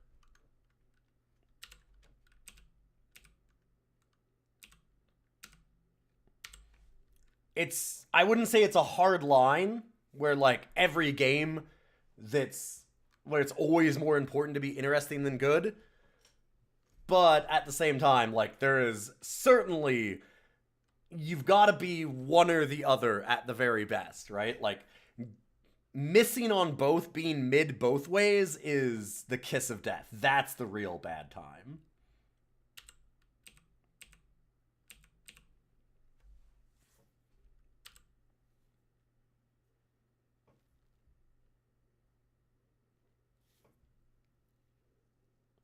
Yeah, Endless Skies is just escape velocity polished beyond Ken.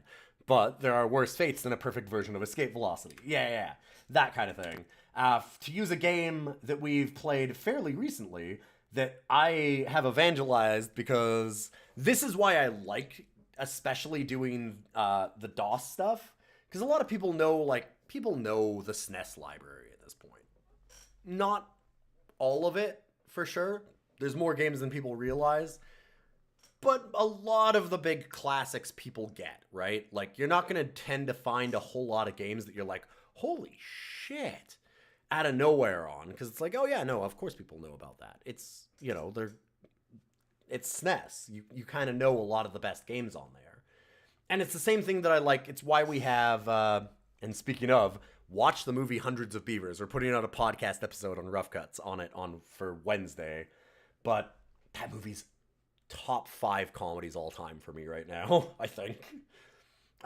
Anyway, that's why I like doing my podcast that way too, is, yeah, we watch a lot of garbage. A ton of garbage. But the best stuff is looking through all the garbage and just pulling out a diamond, right? And finding something like, wow, nobody knows about this, and it's incredible. And a game that we played recently that's kind of like that, that's the polish type thing, is... Where did we rate it? Operation Carnage. I'd never heard of this. And it's very similar to Smash TV. And it's fucking incredible. It's really good. Like, it's a really, really good game. It's fantastic. I had a ton of fun with it. It does all of the stuff that you want perfectly, like where all the weapons are like, they have the really loud, like hard-hitting sounds. The controls are pretty tight. The enemies are interesting. There's a lot of power-ups and different weapon types of things that you can get. There's an announcer that's like, every level is like, level complete. Like, they have all of that. Like, you get like that big bombastic presentation, everything. And it's like, god damn, like that was some great stuff.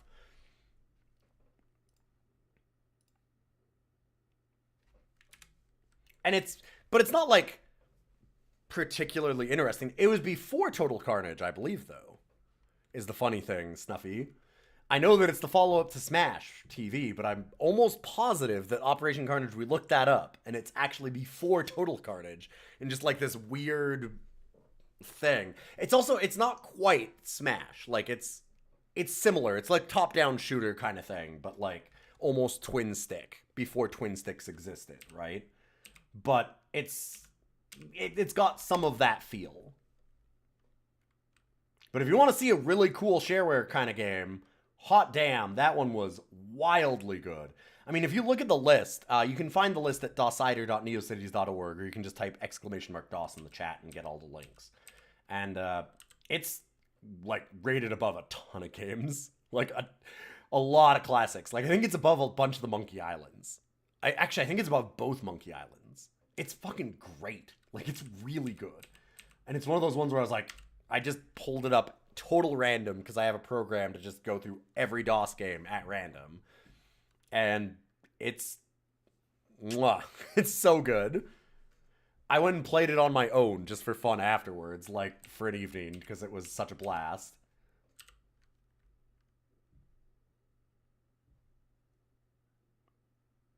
Maybe you're right. Maybe it was 96.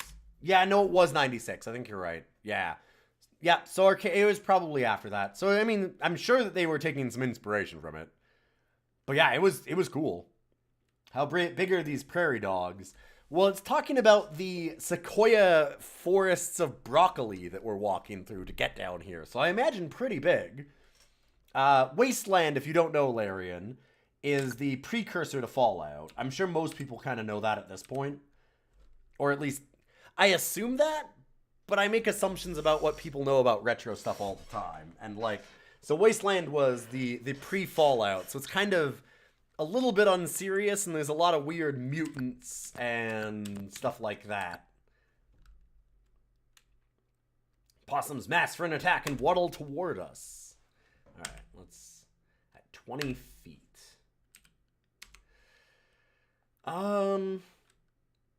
Let's just wait. Keep the party together this time.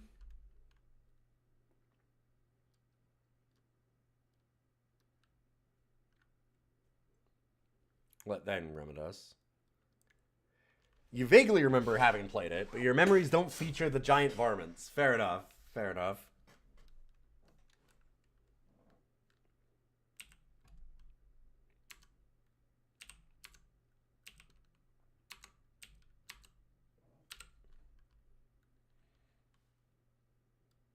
Damn, didn't kill the first one.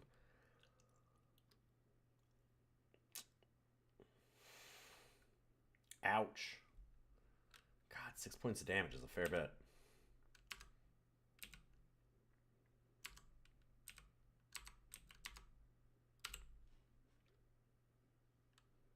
Come on. There we go. What do you mean there was a Wasteland 3? Yeah. Yep. Yeah, very recent. I believe that one's like 2019 or something. And I'm pretty sure we looked at it a little. I looked at it a little while ago, but Michael A. Stackpole, who, like I said, did design on this and then became a professional writer and did a bunch of different things. I think he came back for Wasteland 2, but not Wasteland 3, which was weird. Also the writer of, as we mentioned, all the early Battletech stuff. 2020, very close? Yeah, okay.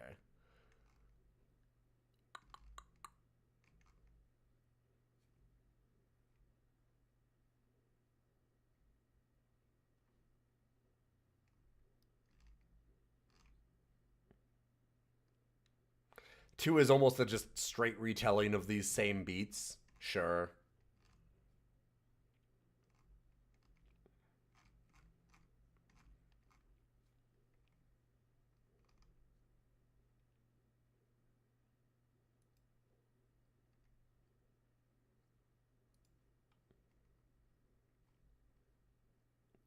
Yeah, he did not return for Wasteland 3.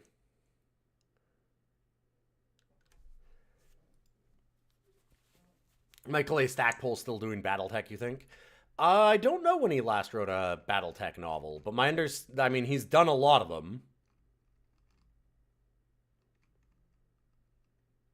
Apparently his last Battletech novel was 2007? So, no.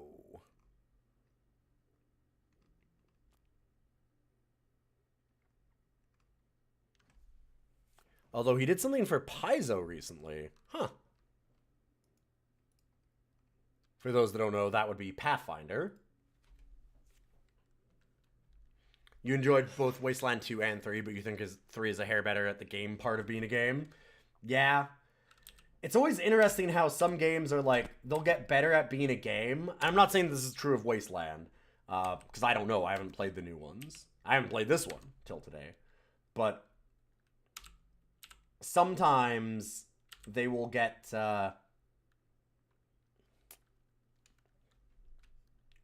better at the game and worse at like the writing and stuff and be less interesting because of it, which is always funny.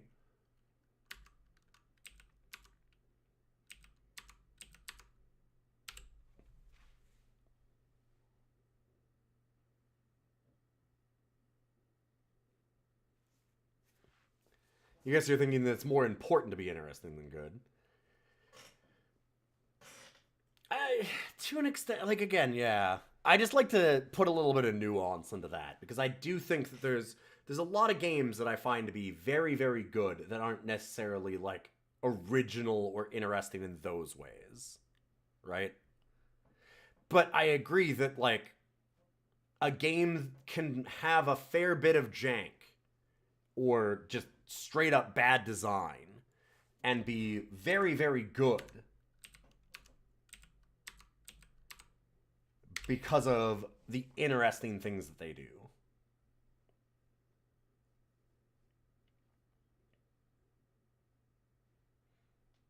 Fallout New Vegas. Yes. Yes, PC Guy. That is a great example. Yes.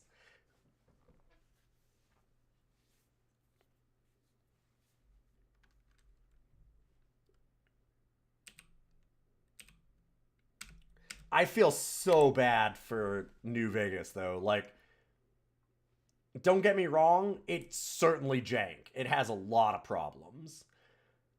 The part that bothers me about that is that It shouldn't have, though. It shouldn't have had that problem. Because it's just that it was like, it was designed and made in like, what, 18 months? Less? It was ridiculous, the time crunch they put on Obsidian for that thing. That it works at all is incredible. I fucked up. I forgot to reload. Shit. Well. At least we can reload while they're running at us. Publishers sabotage that game real hard. Yup. Oh, and I hit no. Actually, let's reload right now. On both of them.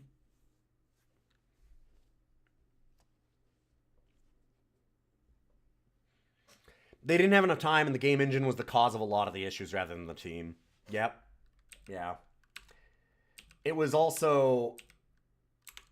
I mean, it's really hard to know without having all the inside baseball knowledge of it, but how much Bethesda almost purposefully sabotaged it, because it got good rankings, but just shy of where they would have actually need to pay out bonuses, because of, like, there's part of the publishing deal was bonuses that they would give out based on its review scores.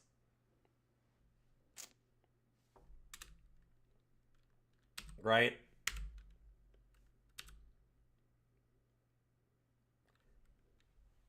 The old Metacritic bonus block, yeah.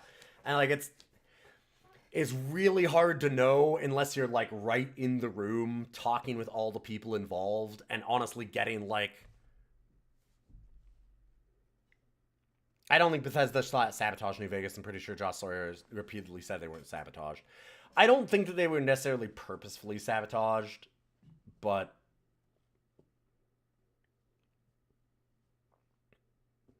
multiple Obsidian devs have actually pushed back against the idea that Bethesda screwed them over on the Metacritic thing. I'll trust you because you are in the industry. That being said, it is also one of those things where it's like, it's so hard to know, right?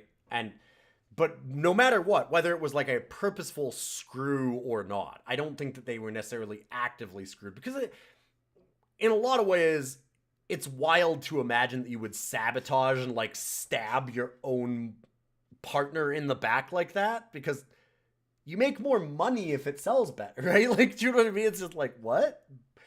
But at the same time, they did not have enough time to fix it. Like, they didn't have enough time to work with that engine and make a real game. They were on way too tight of a crunch. Like, that part, I'm sorry, even if some of the main devs at Obsidian say that that's not true, I can hardly accept that as the truth at that point. Because, like,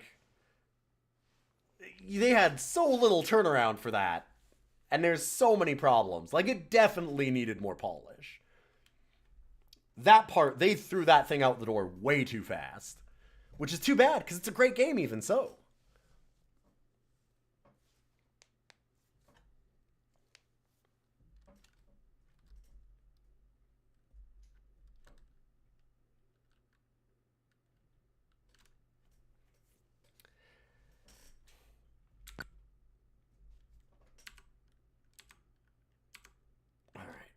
So what do we do with this fruit anyway? Like, nothing happens. That was us using it on ourselves.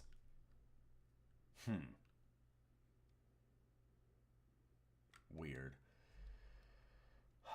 One thing I'm worried about is our health is not doing great. We'll not do a battle round. Let's just wait.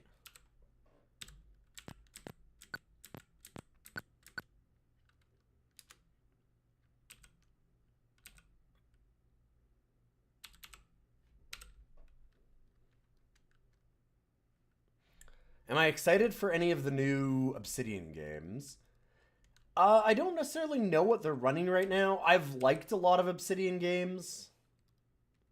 But at the same time, it's been a while.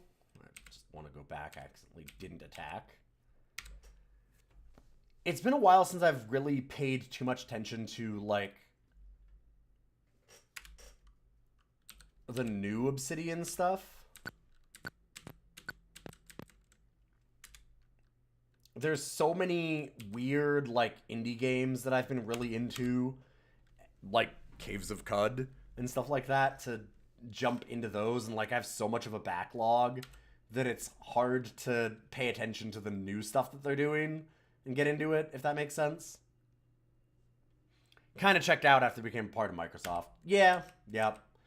I will say, Microsoft, like, I am no fan of Microsoft by any means, but for a lot of devs, it has seemed like, look at Double Fine, Microsoft has been okay for them.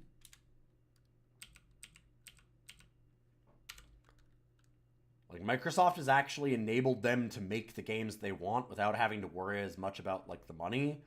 A lot of people really, really liked Psychonauts 2. And they were very, very adamant that, like, that would have never happened without Microsoft. Oh, no. Counterpoint Tango Gameworks. Sure. I'm not saying they're always perfect. Far from it. But at least they haven't full EA'd everybody immediately.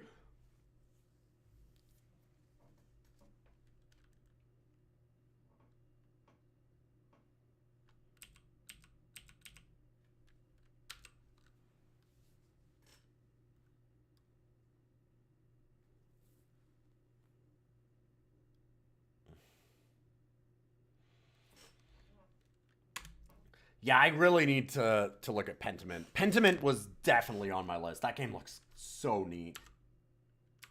Grenade. Interesting.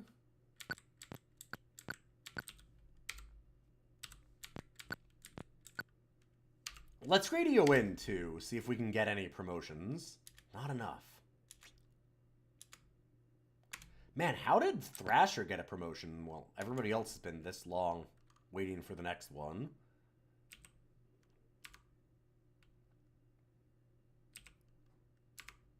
How about, let's go ahead. Oh, no, we don't want to use Fade. It was you that picked it up.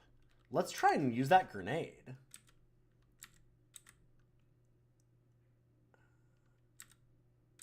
Oh, it's 2, I see.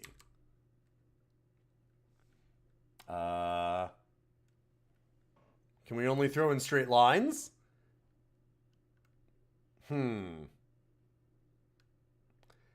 Thrasher's been getting the killing blows a lot of the time, but I thought that Razor would get some at this point. We could press space and just throw it at ourselves, which would be kind of funny. Probably not, you know, a good idea, but we could. I'm going to throw it south and see. Thrasher uses, and nothing happens, and they run at us. Okay. Dang.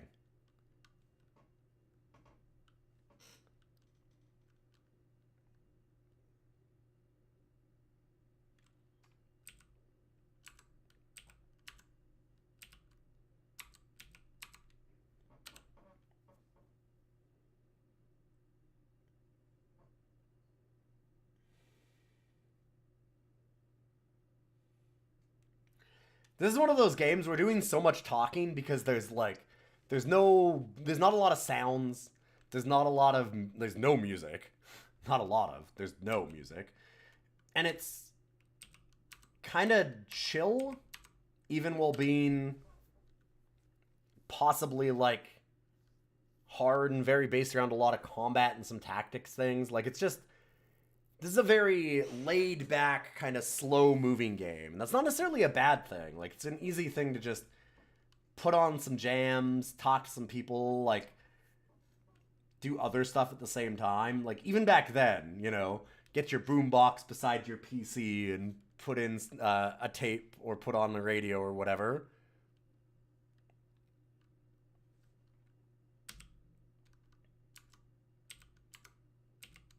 Kind of like that about this one so far.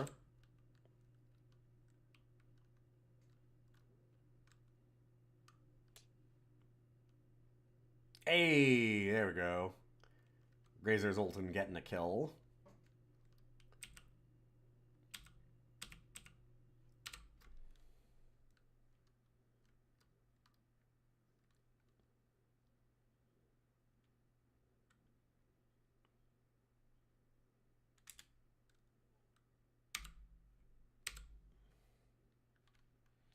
It's absolutely how I used to play MechWarrior 2 Mercenaries way back when. Okay, but you're wild for that. I'm sorry, you're wrong. What are you doing? Jeff, no, come on. The only reason why I say that is this. Mercenaries 2 has a goddamn like, MechWarrior 2 Mercenaries has a wildly good soundtrack.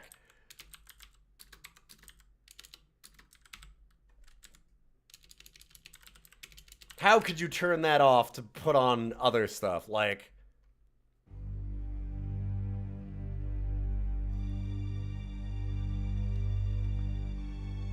For what? This is like 94?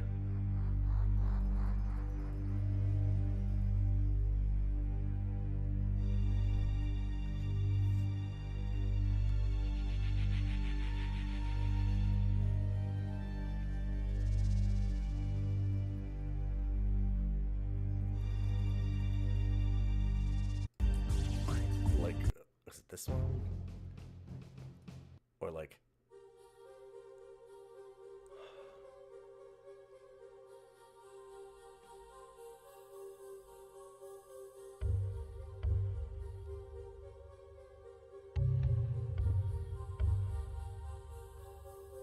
Like, I'm sorry, I cannot get behind you silencing MechWarrior 2. My, what, number 5 game or something of all time on DOS so far? Oh man, MechWarrior 2 Mercs is so goddamn good.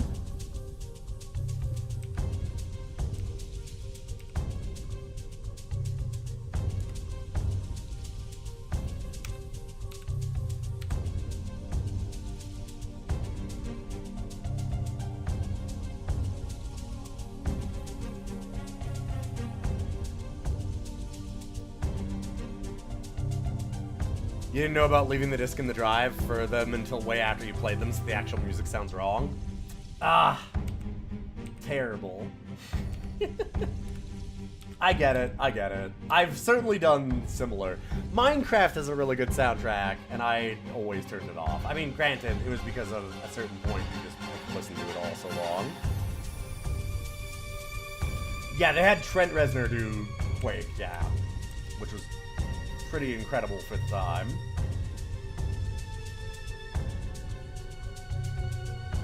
Come on, guys. Some hits in there.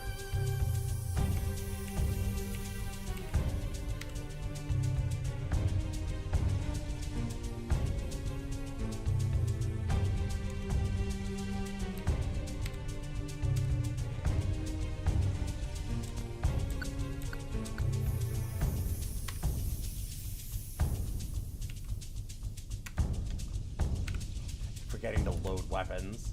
Oh, I have no more ammo. Uh-oh. Well, that's unfortunate. I'm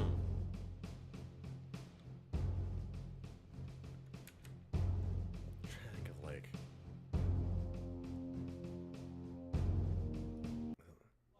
Is Dawn Witch is the one of the real wild ones? There's so many, like...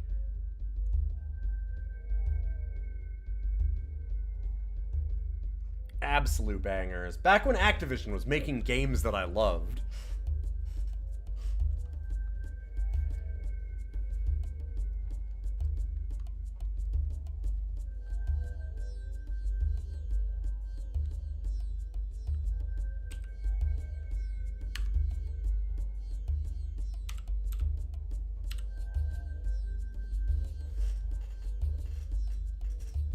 Oh yeah, no. Yeah, in the 80s. I mean, we're playing a game right now. I totally get you, Snuffy. I'm 39 this year, so I'm not quite as old as you.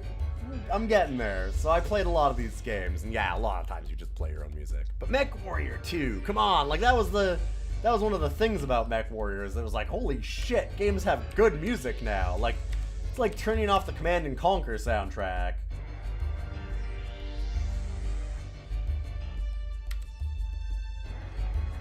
Yeah, you leave Doom music on, right? Like, yeah.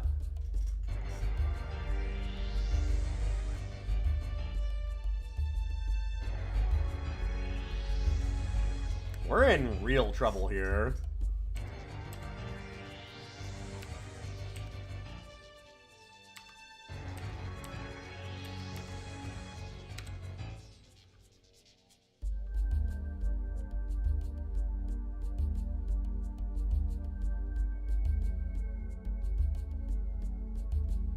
I don't want to die to bunnies, come on.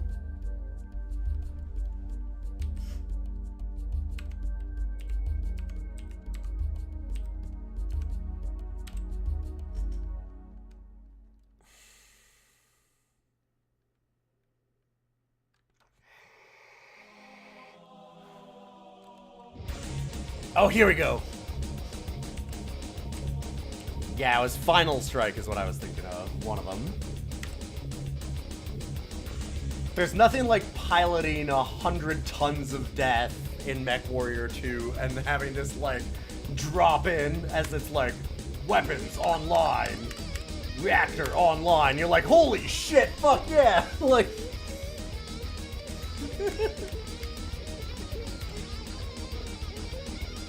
Oh man, Mech Warrior. You're just making me want to sit down and play Mech Warrior.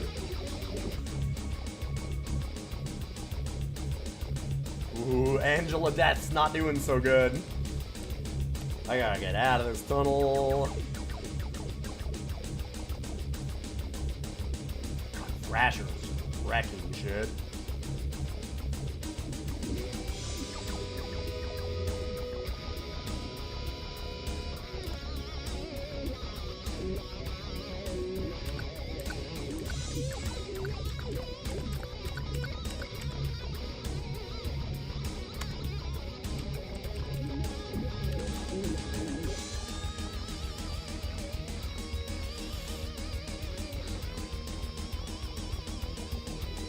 Okay.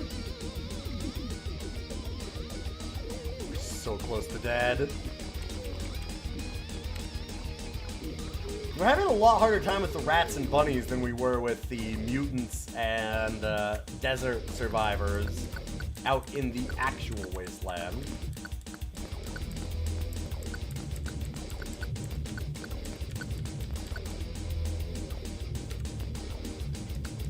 Almost.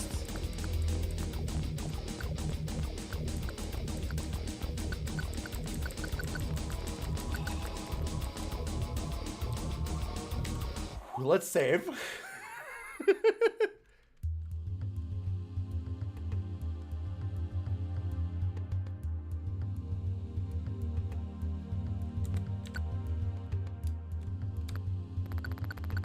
And then we'll just sit here and wait. This is like the worst thing about this game by a lot. This game's so neat. And again, especially for 88. We were talking earlier, somebody was mentioning like how hard a lot of the DOS games have a problem with UI, right? Especially because, like, almost more than tech issues, a lot of the issues of this game is that they just didn't even know how to build a UI yet because they're so early on. And this game, it has 20 pages of manual, including all of the, like, story setup and all that kind of stuff. So there's very, very little meat in the manual, actually, which is weird for a lot of the RPGs we've done. And yet, I had no problem controlling it. Like, down at the bottom is all of our stuff. First of all, it has actual mouse support, which is wild. But even without that, like, use? Okay, well, what would I need to press for that? U? Yep. Okay. Encounter. E. Yep. Oh, order. Yep. D, disband. Like, it's nice. HP bars have been a thing since 84. Yeah, but actually putting them into like a usable, readable state that's easy to navigate is not something that's been simple. And like the actual controls, like the buttons that you press for things, has not always been easy either. I mean, even like Deus Ex, right? Which is, what, 2002?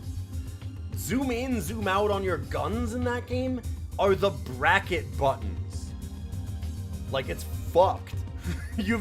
Go and look at the actual controls for Deus Ex, because I played it recently. Last couple of years, we did a stream playthrough of it. And I love that game, but we had to remap everything to make it usable, because it's a nightmare. It's an absolute nightmare. With the way they have it set up, you would need 3 hands. Because you definitely need to have a hand on the left side of your keyboard, a hand on the right side of your keyboard, and one on your mouse. And I don't know how you play it otherwise. And I played it at the time, and I still don't understand it.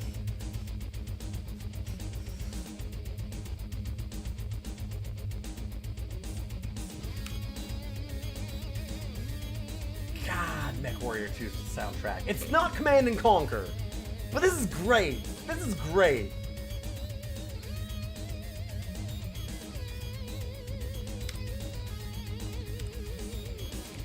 Man, I need to go to sales because I need ammo. God damn it. Like, that's the problem, is we've been fighting all these rabbits for so long.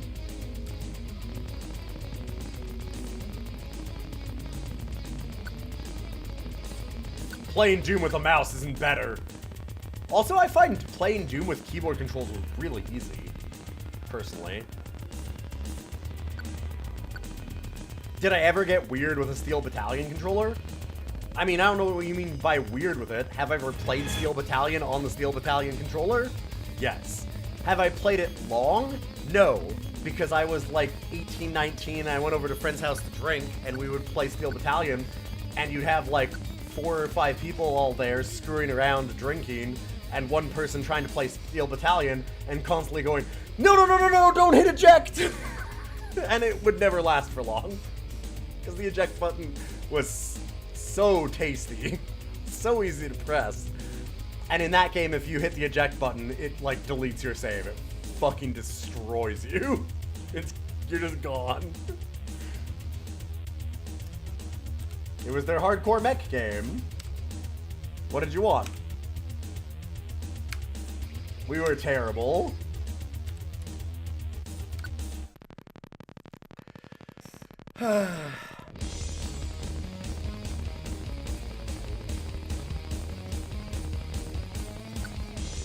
I'm just hearing in my head, like, reactor online, weapons online, like...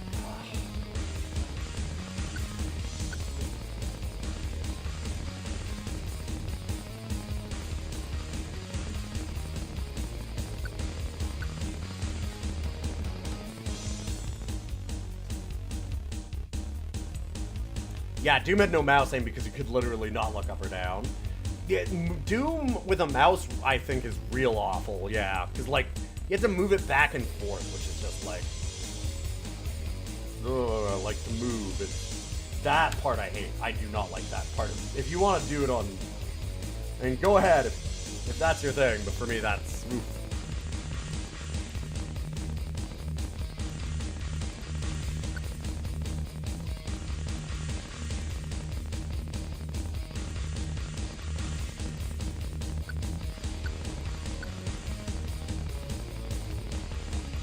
Y'all just making me want to play MechWarrior 2.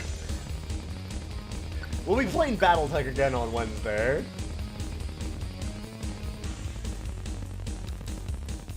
Although it does have a different feel, for sure. Oh. Man, I want to like this game so bad. And I do like this game. But this part is... This is painful. For how good so much of it is, having to just sit here and hold escape. And I mean, we're on a modern computer, so it's way easier, probably a lot faster to sit here and do this. I have to hold in escape the whole time. It goes 1 minute forward at a time as our rest. That's the only way we can rest, because it's turn-based. And there's no actual rest functionality. Brutal. Brutal. Truly a terrible option. And that's like not a tech limitation or something. That's just a Should have done that differently, I think. Unfortunate. Okay, we're one off. Let's go. Leaving an escape. Yeah, paperweight on the escape key and then, like, going out and getting a snack. It's definitely that kind of thing. I could crank the cycles to do it, but also I want to get a more legit experience. I would say it's probably still smoother anyways, because when you're talking about old PC games like this, there was no guarantee that your computer was, you know, actually operating at optimal speeds and all kinds of things like that, right? Like, now we have so much extra processing power that we're not going to run into weird issues of it, like buffering forever and you going way past when you meant to wait, that kind of stuff. Like, it's easier to do it.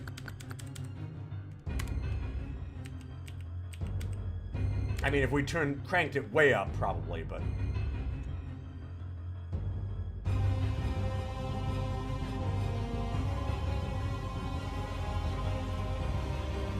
Okay.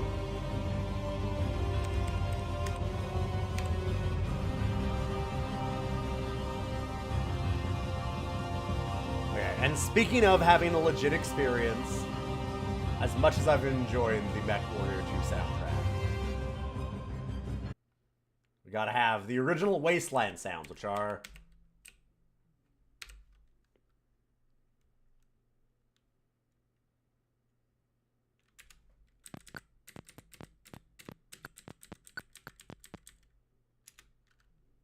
this.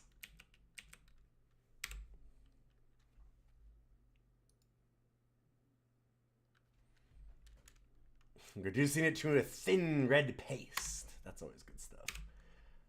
Let's radio in. We might actually have enough on Thrasher now. There we go. Oh, wait. Oh, Thrasher got 2 levels before everybody else got 1. God damn. Well, I mean... Should we go speed? Let me think about this. In our manual, what exactly does speed do? Because, like, dexterity is generally firing, like, rifles and things like that. Agility is more, like, jumping and running. So, like, what exactly would speed be? I have some ideas, but just to make sure. How quickly you move. Okay, yeah. Literally just running on the map. Agility is how deftly you move. High agility enhances your acrobatic ability and does things like dodging blows. Sure. Dexterity is being able to do thiefly arts and, like, aiming weapons.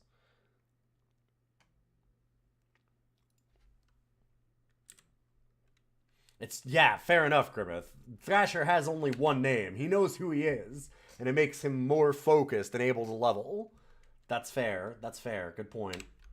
Let's go strength and agility again. Ah, Snake Vargas. Congratulations. Private first class. There we go. IQ and skill, we don't need too much more. We've already been able to unlock basically everything. You do get some more skill points. But we can do everything already. I'll go a little bit more. Go to like 18. Like, there's also thresholds for skills that you can learn based on your IQ. And I'll go dexterity, because they're going to be more distance. And Razor Zoltan still can't get a promotion. Dang.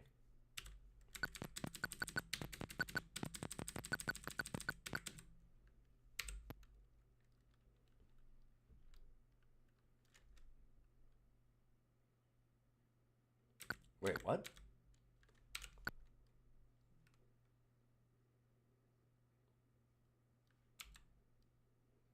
So how do I finish this quest then? I assumed that those tunnels would have been a thing. Huh. Let's try and pick this.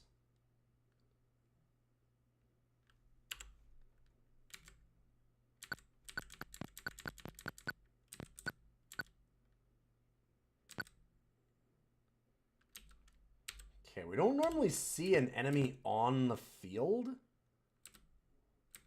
So what are you? Possums mass for an attack. Okay. Well.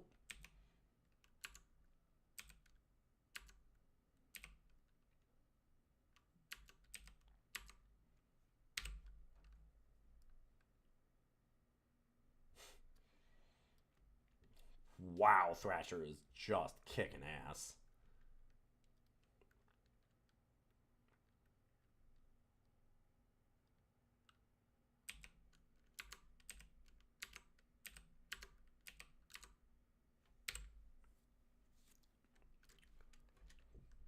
There we go.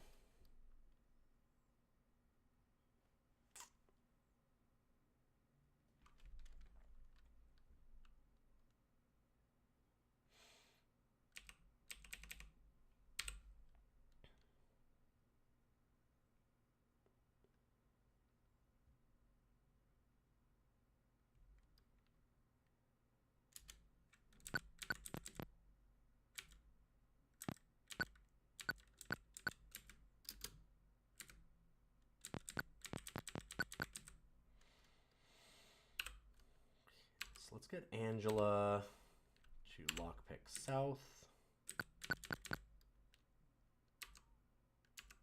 A club. Sure.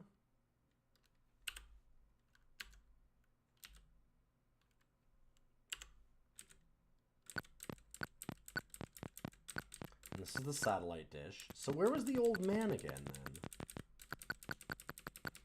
And the tunnel is now to the south.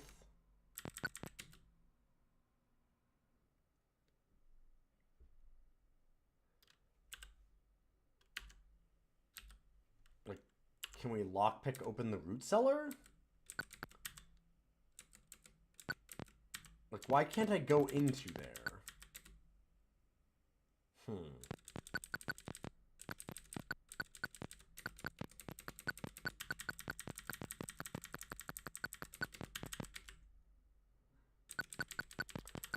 There is another thing we can do, which is try and go straight through. They're throwing tomatoes at us, but we'll see if we can make it through.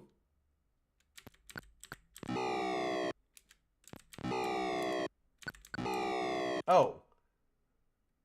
That actually doesn't... A giant pineapple! Oh boy. Whew.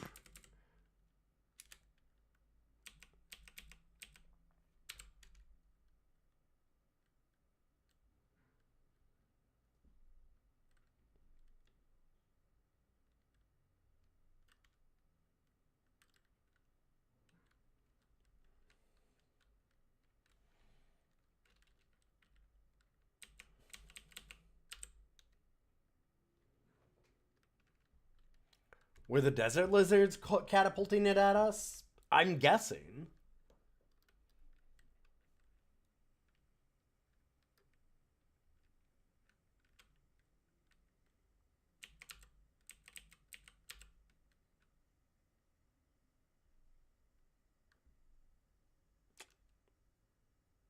Dang, I was hoping that Razor Zoltan would get that for the experience. Thrasher, stop stealing it all. Oh my god.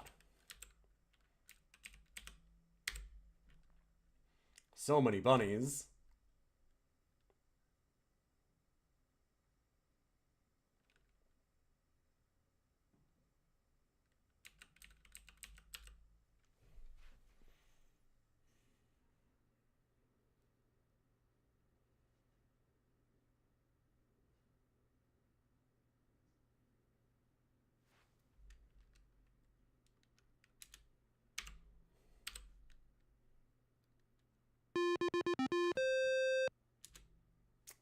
All right.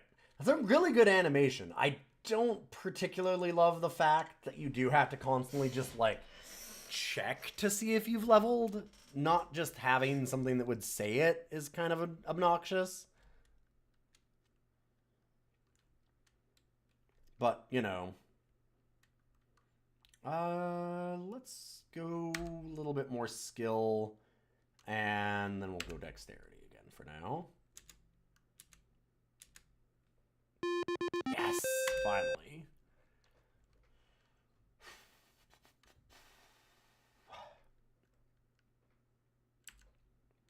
You can go with a lot of agility here for now. Oh my god, so many bunwees.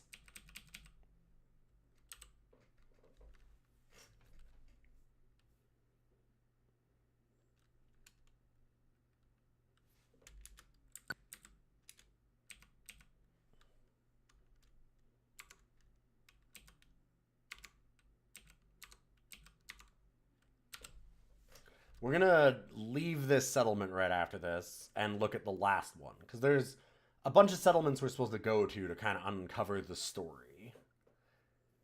We're essentially desert wasteland cops slash military, both maybe a little bit.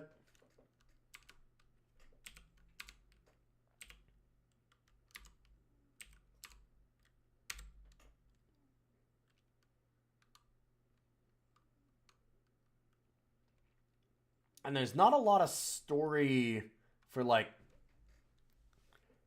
an inciting incident. So I'm kind of seeing, like, what happens as story unfolds. Like, it's not like a grand, oh my god, there's some really horrible problem at the start. It's like, oh, you know, go around these settlements, they're saying they're having problems, solve them. Feels very side questy.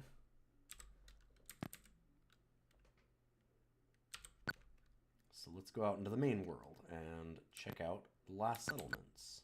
What is this one?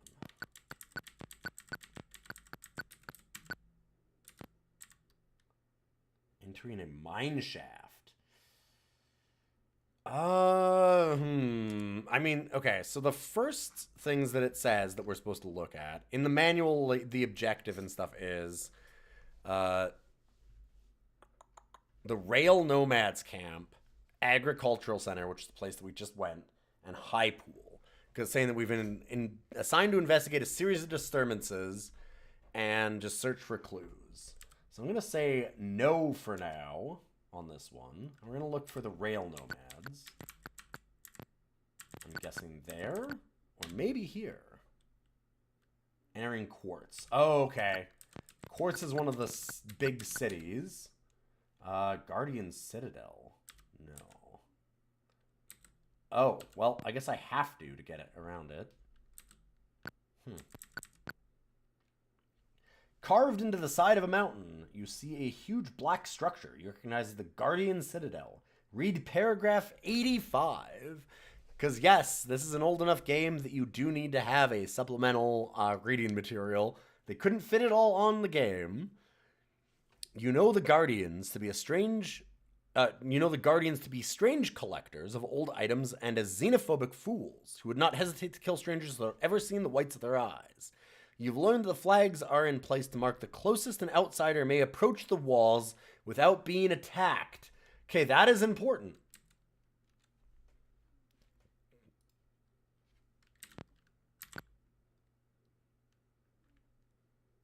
Leave, wasteland scum. You are not old enough to die here.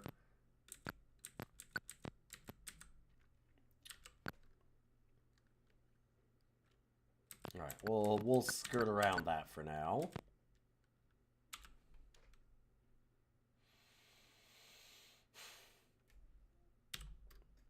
That feels very early Brotherhood of Steel. You can see a lot of the influences that they had for later on.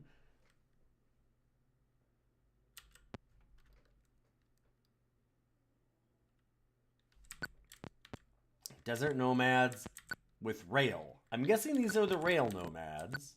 Read paragraph 2.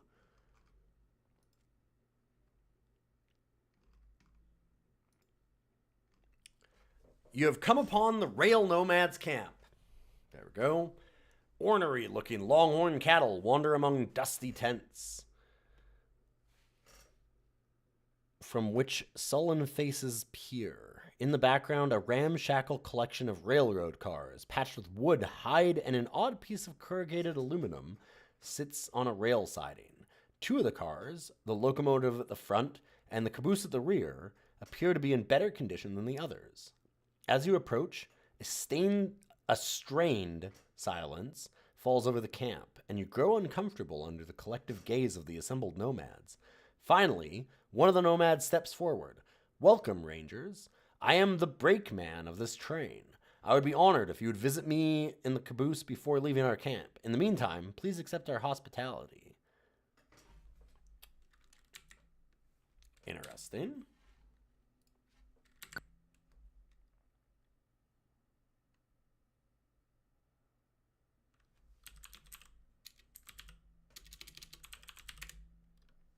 What?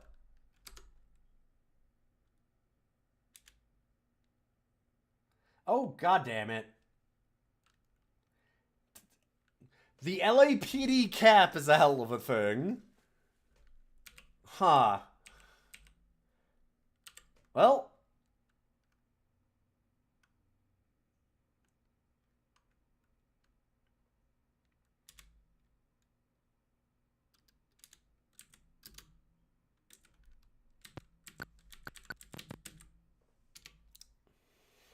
We're the only cops around here.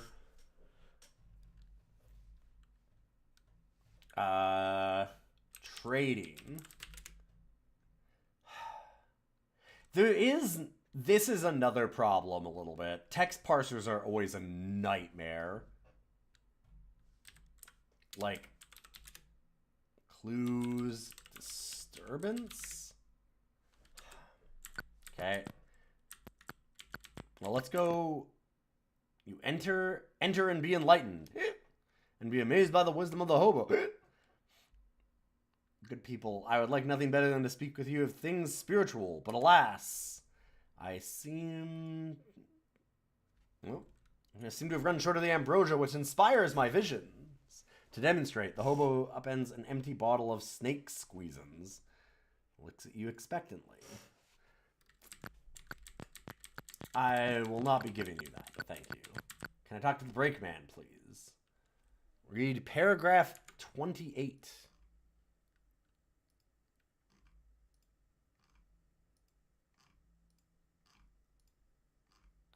Interesting there were no consequences for me just beating the shit out of that dude in the middle of their camp.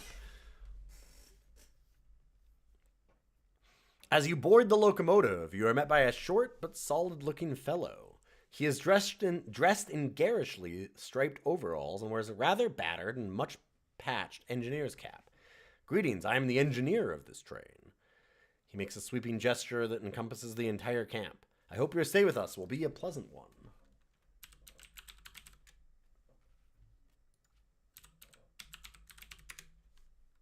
The engineer looks unhappy. Unfortunately, we've been burdened by a fool for a brakeman.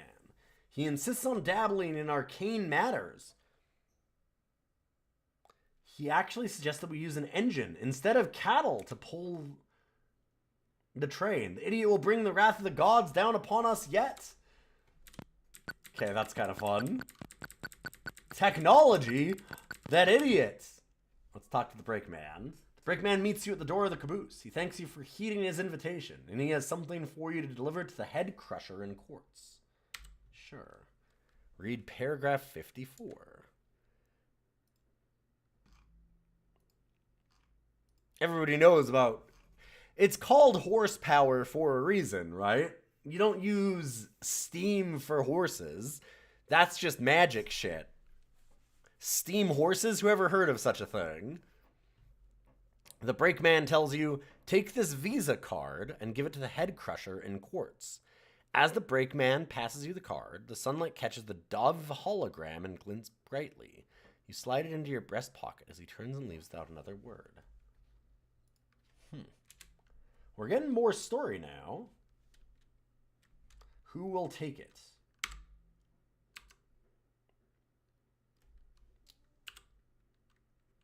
Let's take a look at it. If I can. I have a lot of fruit. And a visa. Nothing happens. Okay. Read paragraph 2. Wasn't that the one that we had at the beginning of this? It might have been.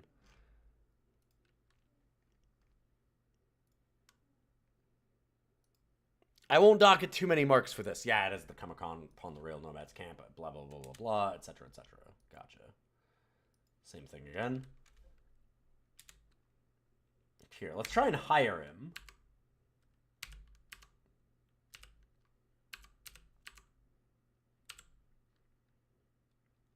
Ow.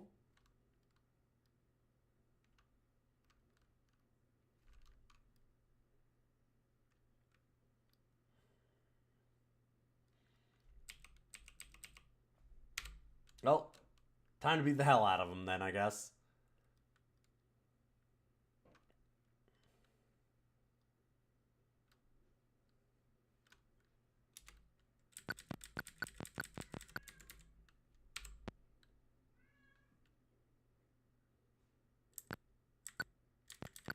Let's go see the head crusher in quartz.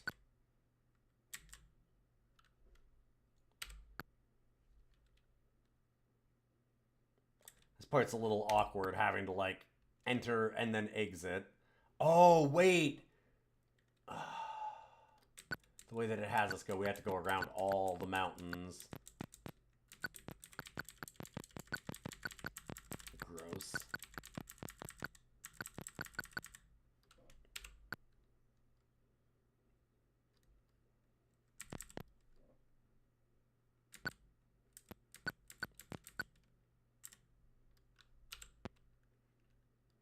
It looks dark in here.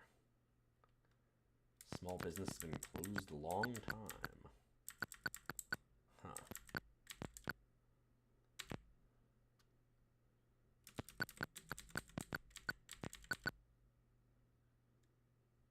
Shuffling of small feet in the trash all around you.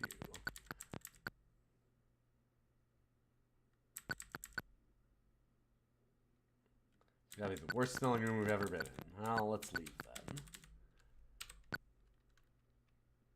These cities are really neat. Like, this is really, really well designed for 88.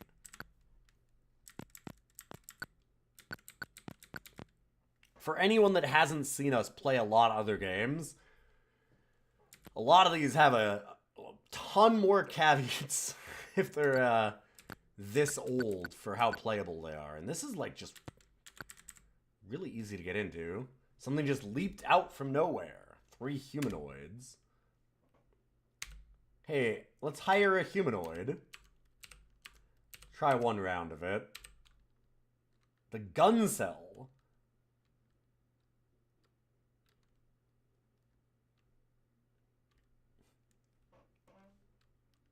Alright, fine. Let's beat the shit out of him then.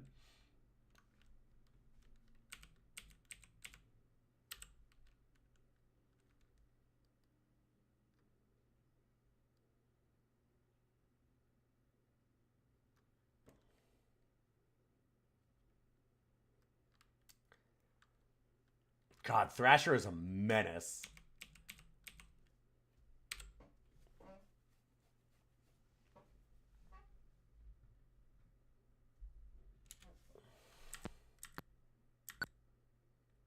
Hell's Highway, north south. Huh. Devastation Row. I'm gonna guess that that's not great. The biker scum that jumped out.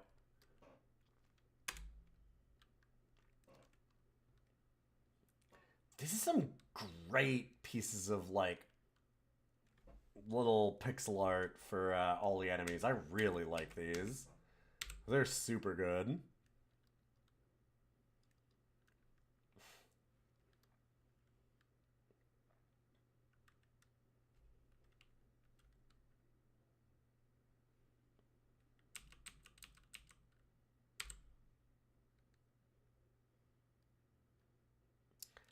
Of damage. Spinning him into a dance of death. That's,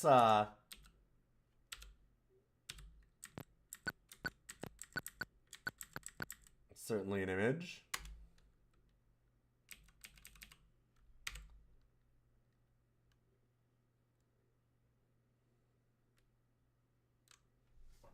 Didn't expect the city to be this full of combat.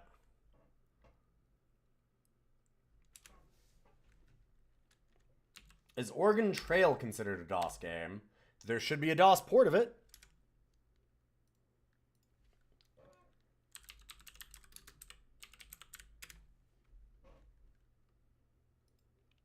There's a lot of versions of Oregon Trail. I have to imagine.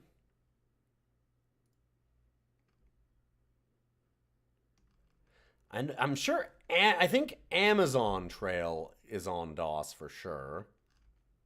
Which I played a fair bit in school at one point. There is definitely a DOS version that came out 5 years after the Apple II version. Yeah, and there's a 93 DOS version of Amazon Trail also.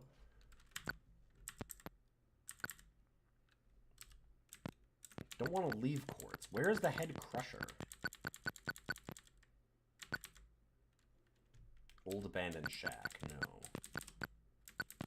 Moon Road. Dr. Quack's emergency clinic. I'm good. This doesn't look like a safe place to enter. I will not then. Oh no, there's rib crackers. Hell of a name.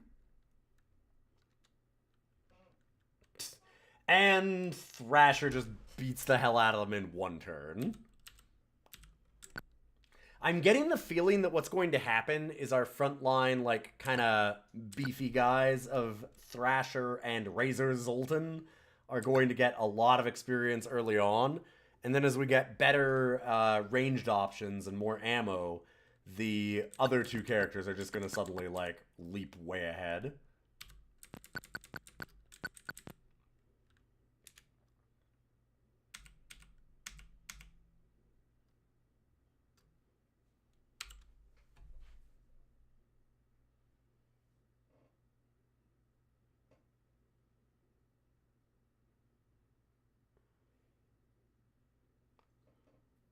Maybe it's like Pokemon. Maybe I need to hit these guys a couple times and then they'll be hired by... Good to see you, Synogen.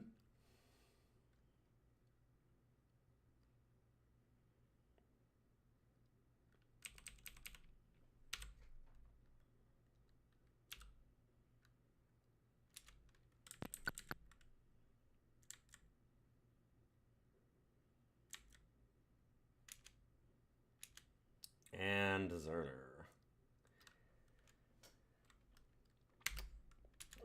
You know, Deserters are cool. Let's try and hire him for a quick second. We'll do one round of hiring.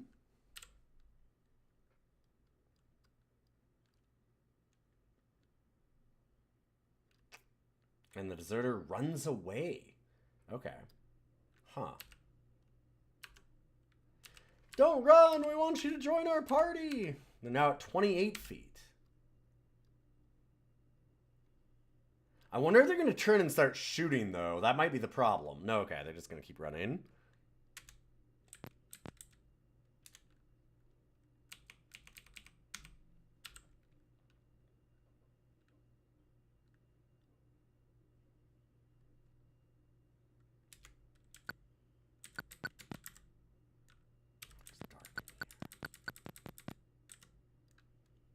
Entering Scott's Bar. Sure.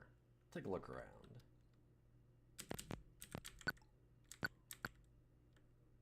Hi, I'm Ellen. She only stands still near the bar. Scott's Bar is noisy and smoky, with many people and tables. To the west is the bar. To the east, a low stage. Okay. Hey, watch it! I'm sitting here! Push in close and get shoved in the shoulder. Hey, watch where you push, boy chick.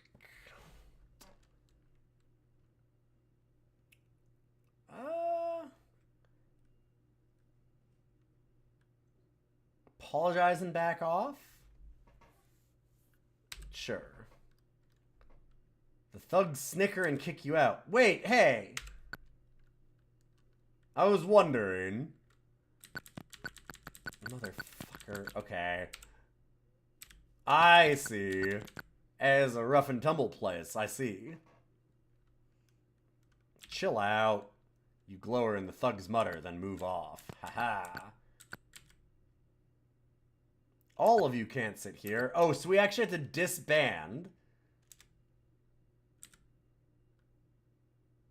That's funny.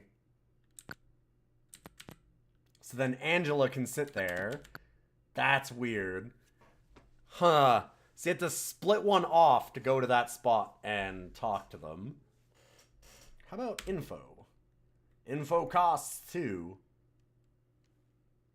I don't think I have any money at all.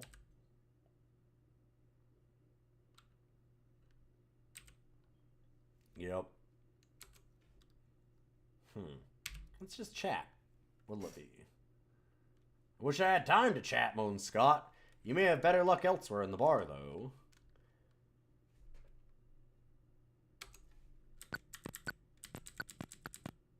Join back up with the rest. Hey, keep pushing.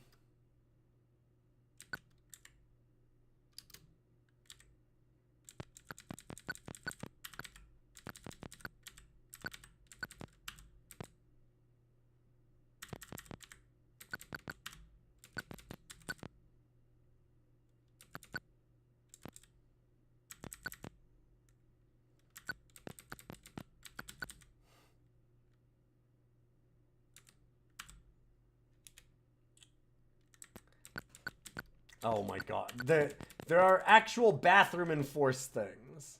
Gunzel steps from the shadow, snapping, "We have a private game here. You're not invited." Outlaw appears at 30 feet.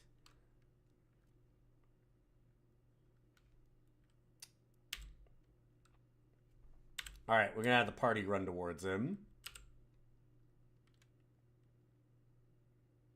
And the outlaw moves to a better position. Alright, let's see where he is.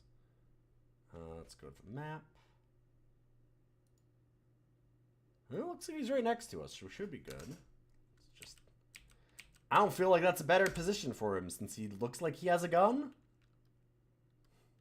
We got a private game. Boom! Hits him over the head and immediately kills him. Thrasher, please.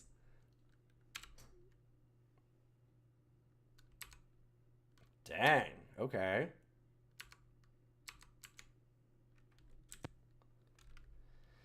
The card players stop their game and grab guns. One carries a rifle.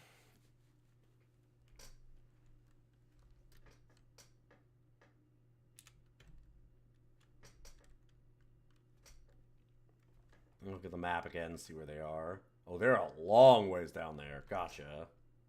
So, we're gonna run the whole party at them.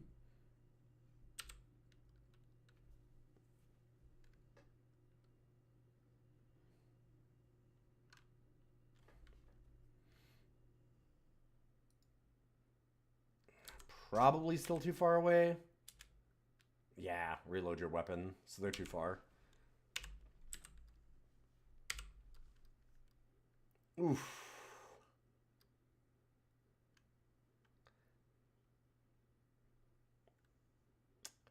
That's, not amazing for us.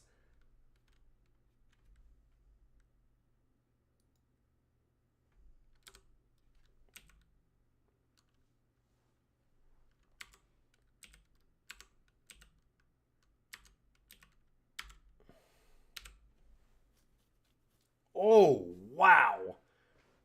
Uh-oh.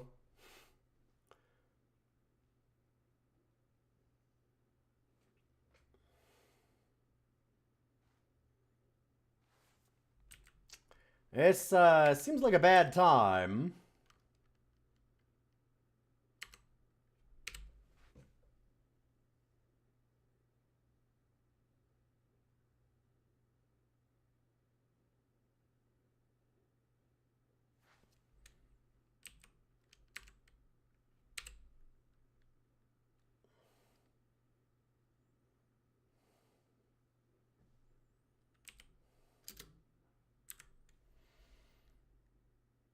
Am I boned?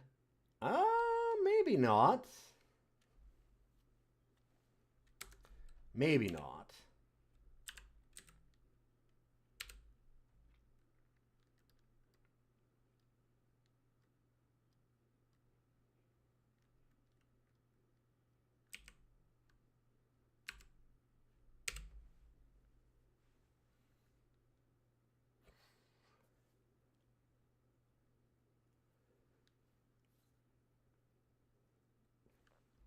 2 outlaws left.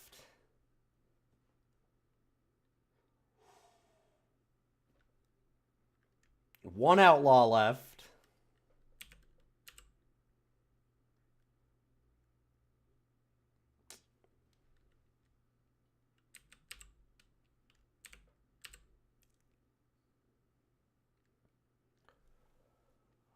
Oh, made it through. Who wants to loot? Well, we actually have 2 people that are up.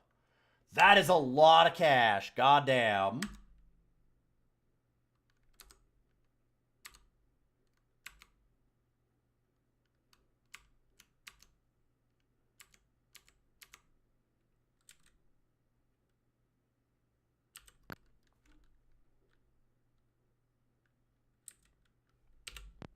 All right, we're going to leave quartz for a second, because it's actually seemed better and safer to be out here. So let's try and get people back up and conscious. Okay. Everybody is conscious. Now we just sit here and wait again. Zoltan's got some hands, as it turns out. Slitherling. Or Slithering?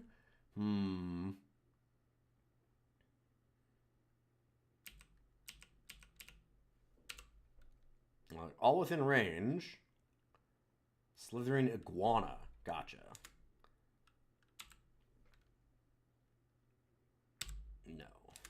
I'm just doing that encounter just to see where our health is at.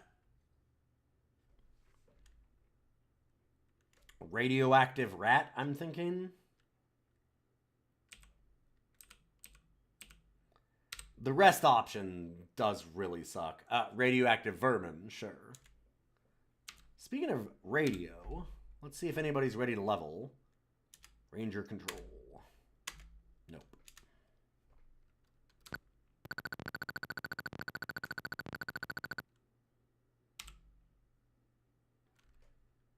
People are starting to look a little healthier.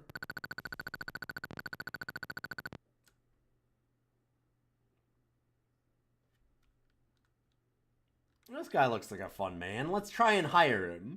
By that, I mean we're actually going to beat the shit out of him.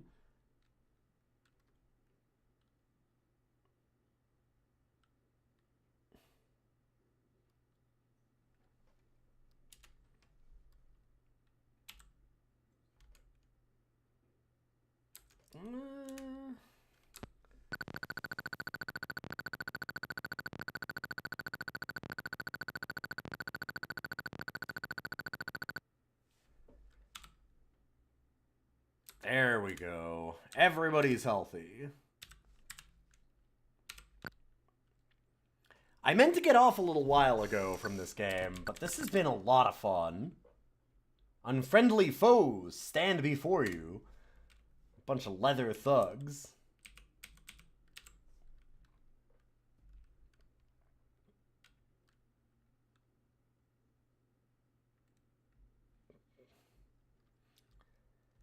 These humans are way easier to kill than bunnies, as it turns out. Ouch. Okay, we're walking into trees, apparently. Where the hell is the head crusher in town? Doesn't look like a safe place to enter. What is this? Enter a new location. They hear you stumble through the door and attack. Uh-oh. You've been spotted. Shit. Well, let's run towards them because they're 30-some feet away. You need to be within 14.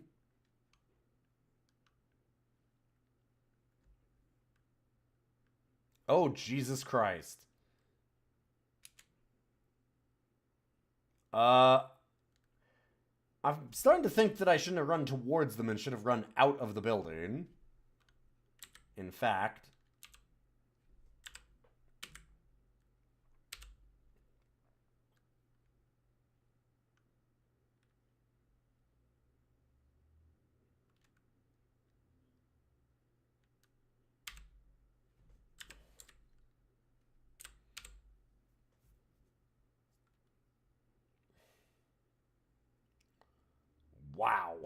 Yes, enter new location.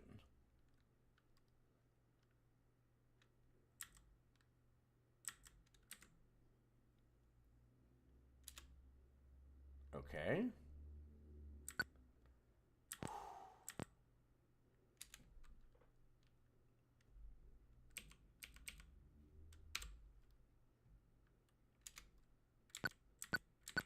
Up the speed a little bit of our combat. Problem is that we need it to go a bit slower.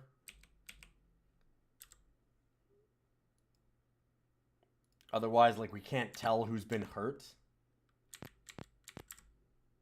doesn't look like a safe place to enter. No. Where the fuck is the head crusher in this city?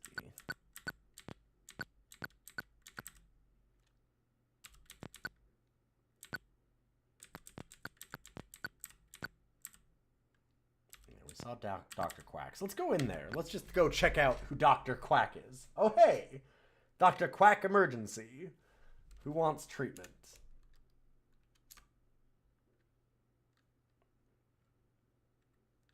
We can pool our money, because we did get like $300 in cash.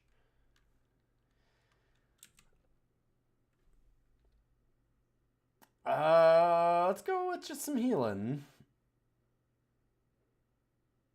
$5 per? Fuck that. Get out of here.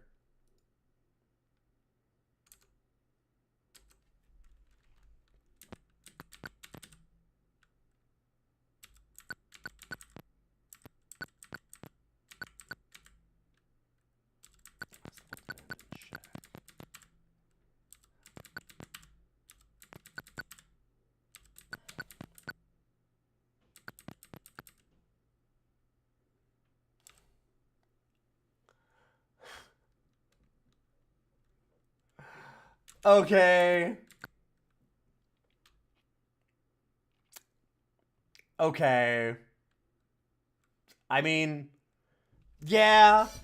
You know, fair enough. Yep, yeah. Like, what am I gonna say about... That is correct. Yes.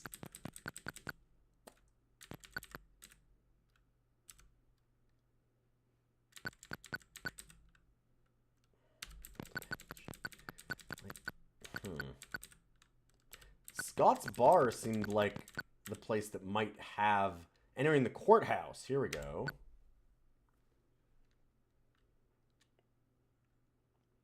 Outlaws and guard dogs emerge from a secret hiding place. Who sent you?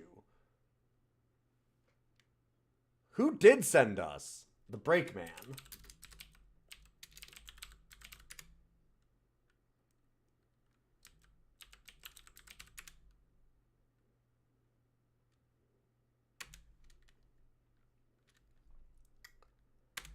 That's... Oh, man. What a great fucking piece of pixel art. Holy shit. That's awesome. These are really good.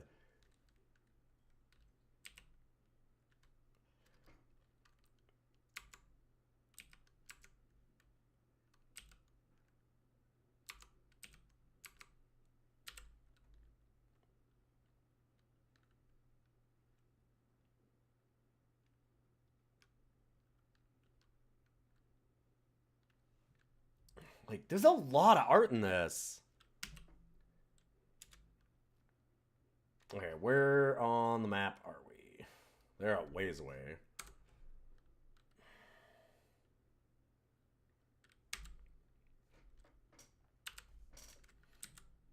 So let's just leave.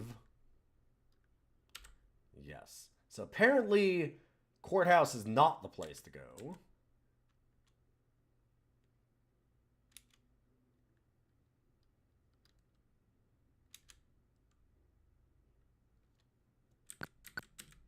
Yeah, they're really making each of the 16 colors count. But also, like, there's a lot of different art for different enemies, right? Like,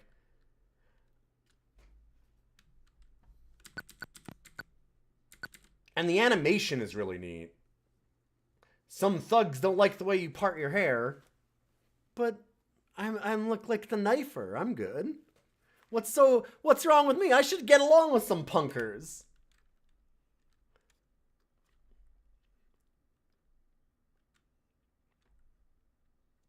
They just don't like how cool I am. That's what it is. They think they're the best.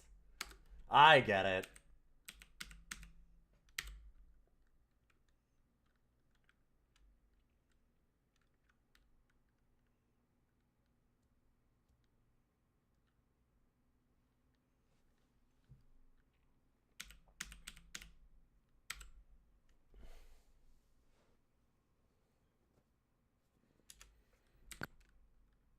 We've sure gone through this. I accidentally double-clicked yes. I think we are getting close to the end where I can rank this thing. I've just been enjoying it so much that I've just kept playing.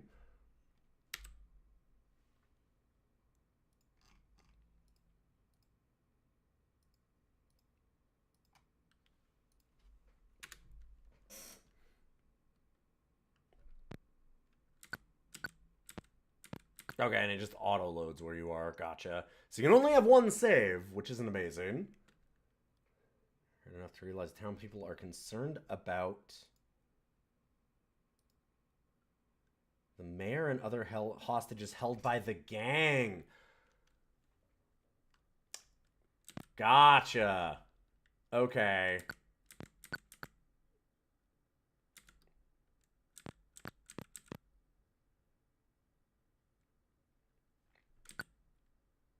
You handsome cur, you. Oh. One of the dancers winks and crooks a finger, inviting you onto the stage. The moment you set foot on the stage, some of the dancers run off screaming.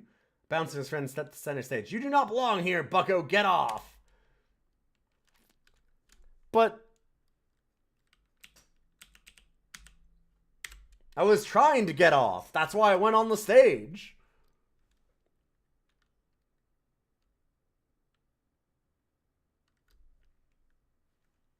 The bouncer. God.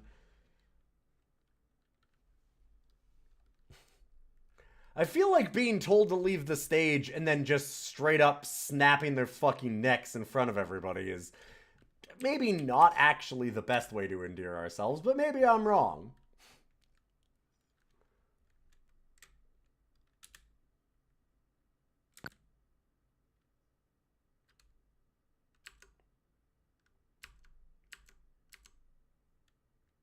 You chased away the dancers, cries the mob. You have to entertain us. Wait, what? Okay.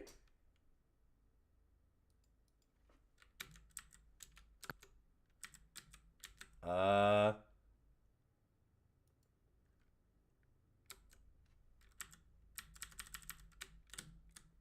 I... How do I...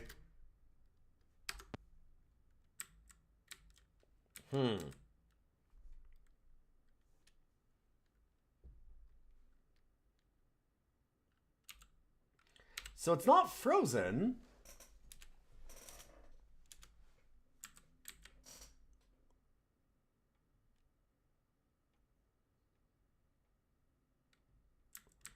What do I need to do here? Like... Skill, maybe?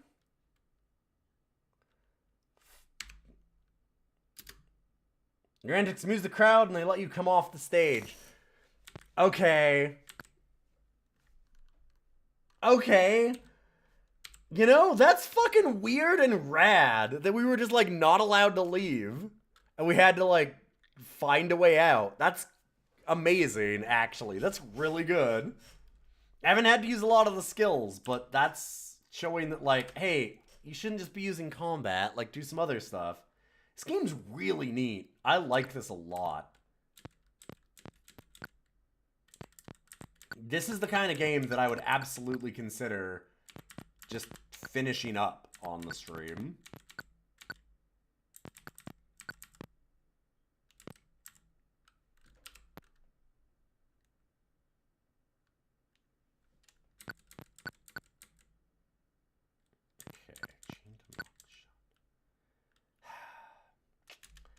Bunch of rib crackers, huh?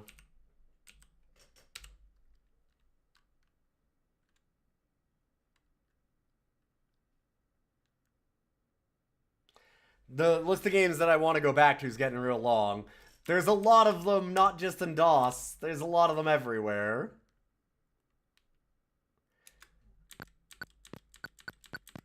I guess that's a good time for me to spoil something, in that, it's not much of a spoil, but I think that we're going to start doing, because I have so many games that I do want to go back to, I think, and like finish up, like all the Monkey Island games, and this game, and not just DOS games too, like, I mean, I'd like to try and go back to Sekiro, although, I don't know, my hand's still not great and probably will never be great again, but it makes it a little bit hard to do really technical games sometimes, and I struggled with that before I broke my hand. I was thinking that I was going to start doing some polls for backlog stuff in the Discord. Maybe just get subs to vote on it only, and pull out all of the many games that I have started on stream, or thought about starting on stream, or been recommended, and just write out a huge list of them and see what we can go back to and do some backtrack days. We have a lot of backlog to do. There's some really cool things to check out. Let's see, broken down Jeep, you have no idea what's wrong with it. We do have, like, mechanic skills and things. So how about Snake Vargas, Metallurgy, Bomb Disarm, Bureaucracy. We have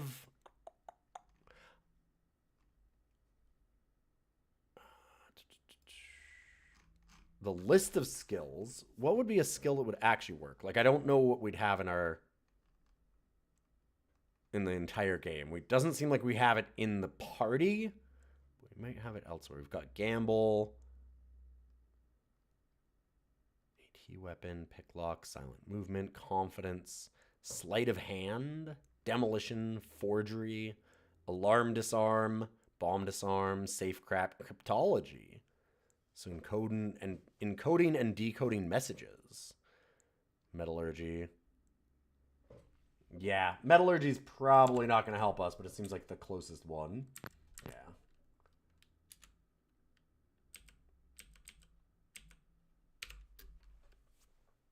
Like, I have to wonder how much you can just, like, not do...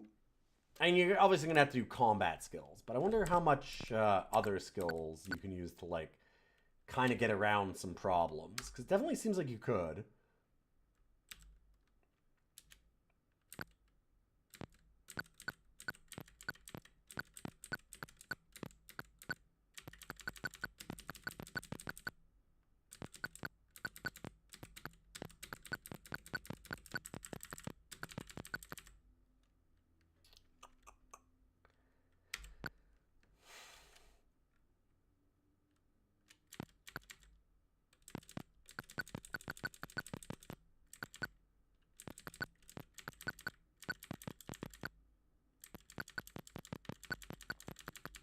I'm going to go back in here one last time into the tunnels.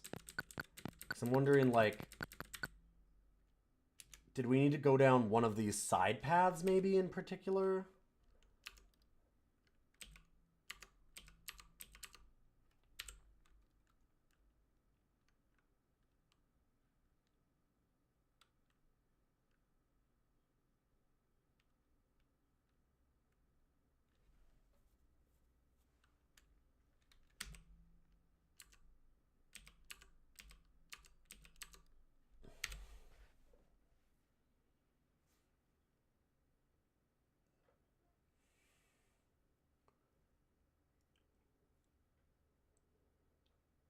There's just enough weird, goofy bullshit in this to, like, really feel the early kind of Fallout humor in a way.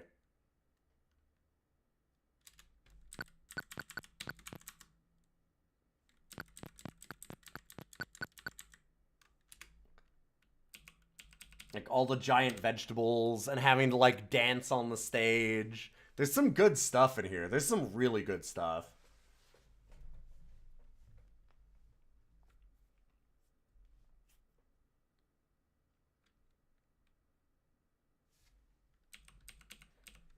And now that we've done Wasteland, I guess that at some point we'll have to do Fallout. Because the first Fallout is DOS. And I've never played them. I never played any of the Fallout. Like, I've played 3 and a bit of 4. And New Vegas, which I like the most. I could not get through 4, honestly. It wasn't... I wouldn't say that it's a bad game. It's just more like... At a certain point, it just didn't grab me. I had other things to do.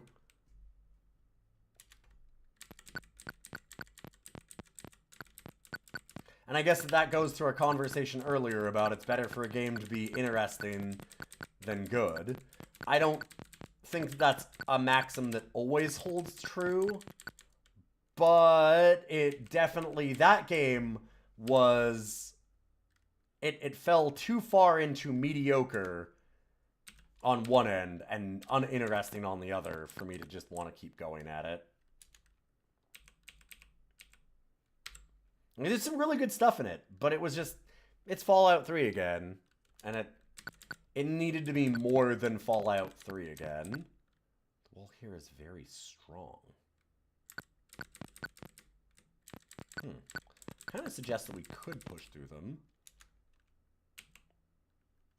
Oh boy.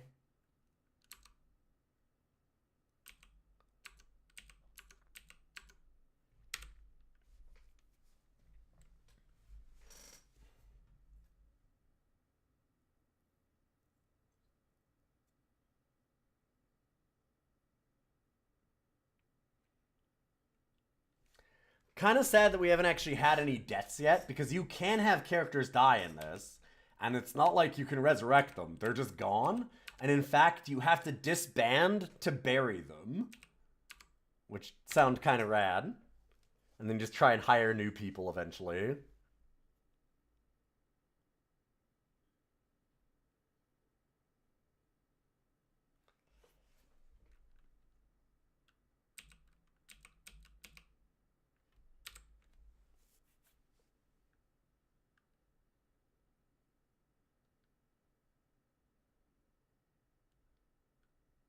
There's a lot of missing. Hey, Grim, good to see you.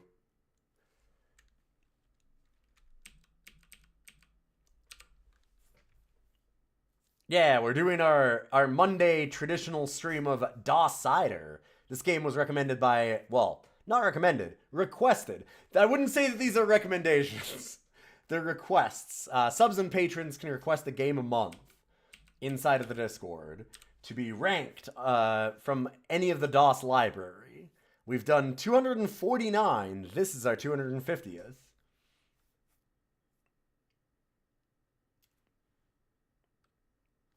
This was Yan Batari. One of the reasons why I would not consider this to be a recommendation, their rankings, their requests, is I just remembered the games that got requested so far for February,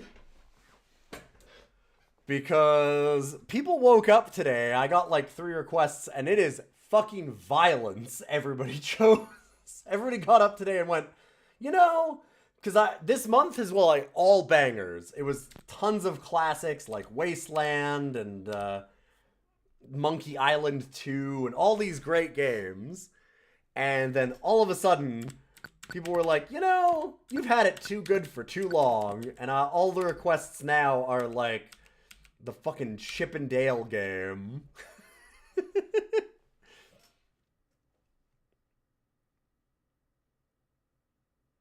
The Guybrush asshole period. Yeah, I never played Monkey Island games before doing this. And, man, he's a prick. A real fucker. I didn't expect him to be so mean. There's a real mean streak in those games that I was surprised at. not necessarily like, they're not super awful, but like, yeah, he's far less spiteful in 1 and 3. That's fair. It's not even just that he's spiteful. He's just a proud idiot. Like, he's just such a jerk to everyone in a way. Like, he's really overconfident in his own abilities and such after the events of 1, I guess. And everybody lets him know it. Like, nobody likes Guybrush.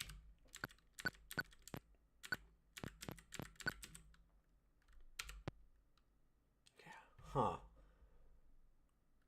Like, where the fuck?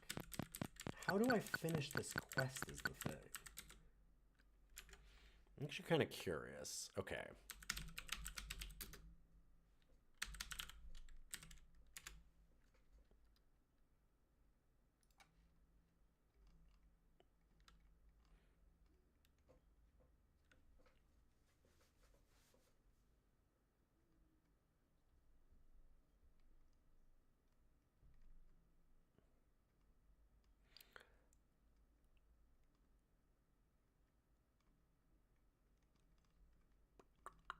I just want to see.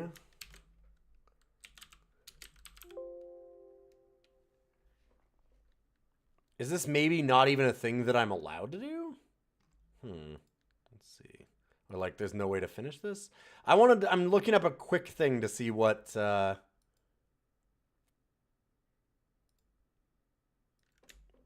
agricultural hub. Or center.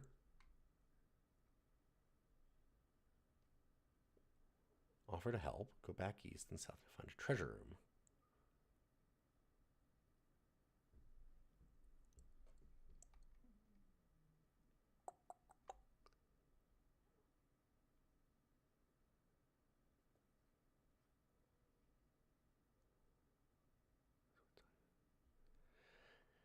Northwest corner of the lower field. It's worth waiting around to heal up for.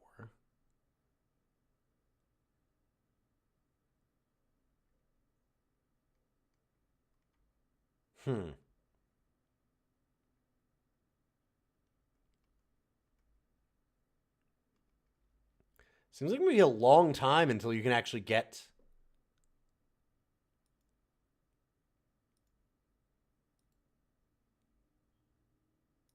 It seems like a really long time before you can actually unlock the shop in the agricultural center and finish up this quest.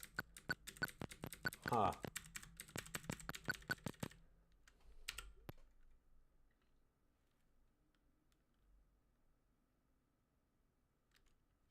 Overconfident jerk, too certain in his abilities. Sounds like guy. God, too much. Yeah, overconfident idiot is consistently his vibe, though. Fair, but I just didn't expect it to. I expected there to be some charm to that in a sense, and in like 2, he's a real fucker.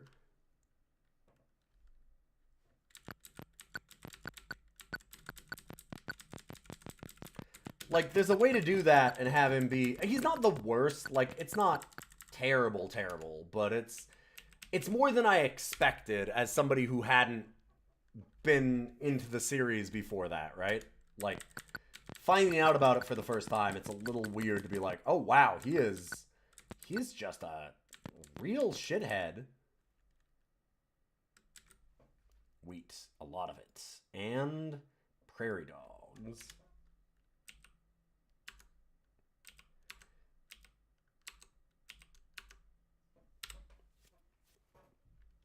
Like, I've definitely seen a lot more unlikable characters. He's not the worst or anything.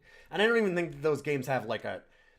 There's certainly nowhere near a mean streak as a lot of the Sierra games and stuff like that. But there's definitely some stuff that I was just surprised that it was as mean as it was about Guybrush. And everyone else.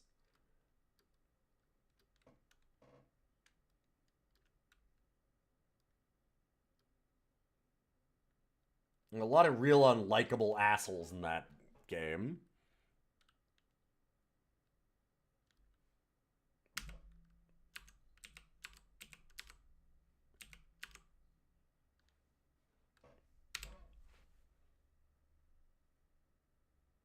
I've not seen any of the secret level stuff.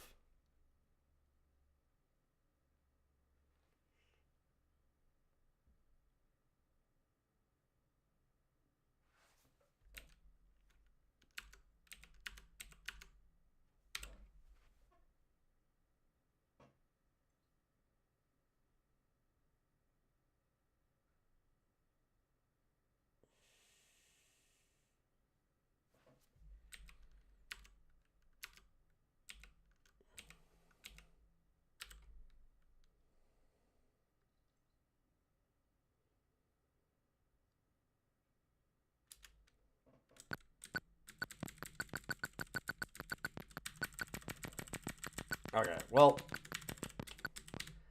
it seems like we're gonna have to go and discover a lot more in the overworld. We spent way too much time in this agri-hub. It's getting warmer. Hold up. I'm just kind of curious. Will we get, like... It's very hot. Yeah, because it does talk about there being, like, radioactive pockets out in the desert. So I'm wondering if we'll, like, actually see the characters die because of that. It's very possible.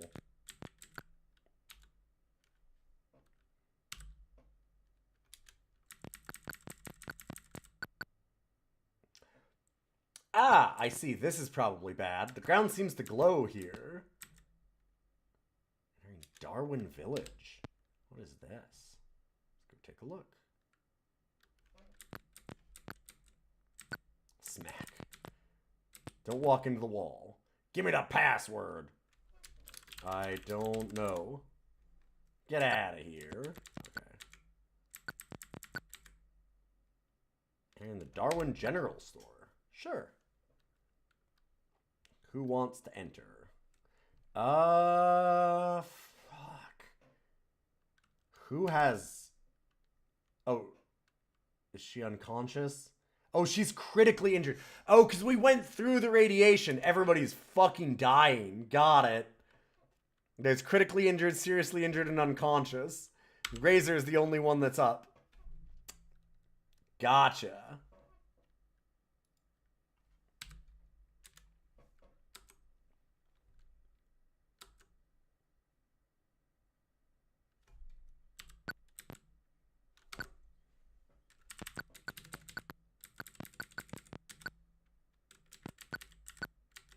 Stay off the bar. Drinks are $75 each. God damn. I love they just have Corona.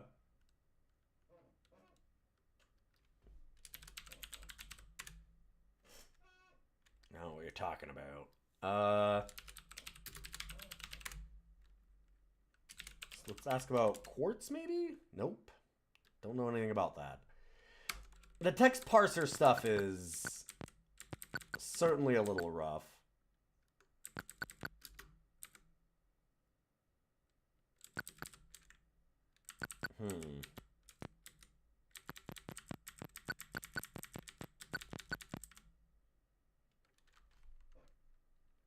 Let's get a mic mix.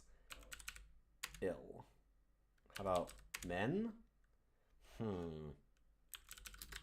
Like, I want to ask about the guys that are in here. Ask about the village. No.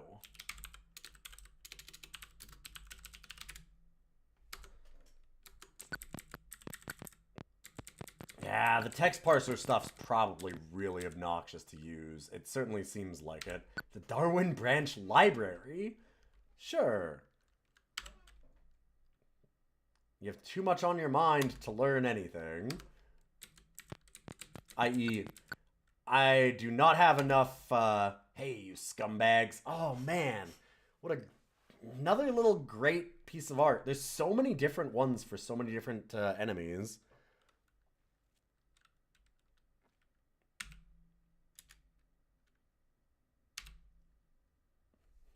Run the party. Sure.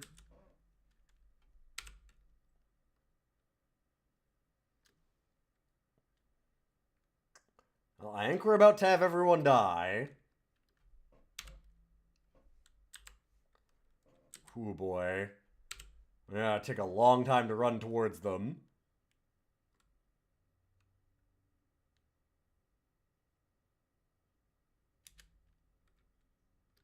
Your life has ended in the wasteland. I wanted to see what a death screen looked like for sure. Man, this is some great death screen too. Whenever it loops with the bug. And kicks you out to DOS.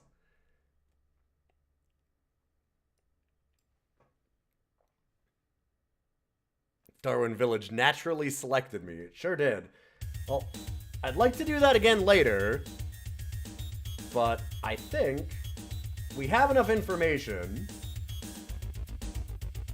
Let's rank it into our DOS rankings. And if you want to see the full ranking, if you're wondering if, like, you're a game that you want to see has been ranked, if you're a sub or a patron, you want to, like, request something later on, you're not sure if I've done it, or if you just want to see an episode, those are the episode numbers.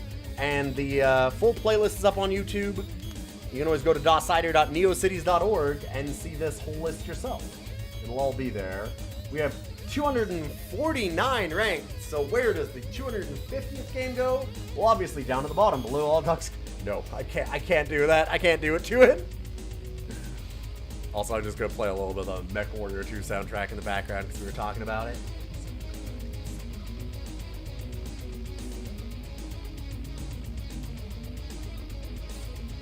All of the MechWarrior games on DOS, MechWarrior 1, really fucking good. Really damn good. It's too early to truly, like, shine, because it's, like, 86. And it's still trying to do 3D, and, like, you can order your whole team, do everything. It's wild, because you actually can, like, you have to move your crew around space and everything. Like, it basically does the whole BattleTech, like, manage your whole company in a way that the later games didn't even do. I'm really sad, actually, in a lot of ways, that the later MechWarrior games don't take all of that, because the stuff it tries to do is way too advanced for what it has for tech at the time. But if they had done that in, like, the MechWarrior 2 engine, oh man, unfortunately they don't. Yeah, MechWarrior 2 is great. MechWarrior 2 Mercenaries, mwah.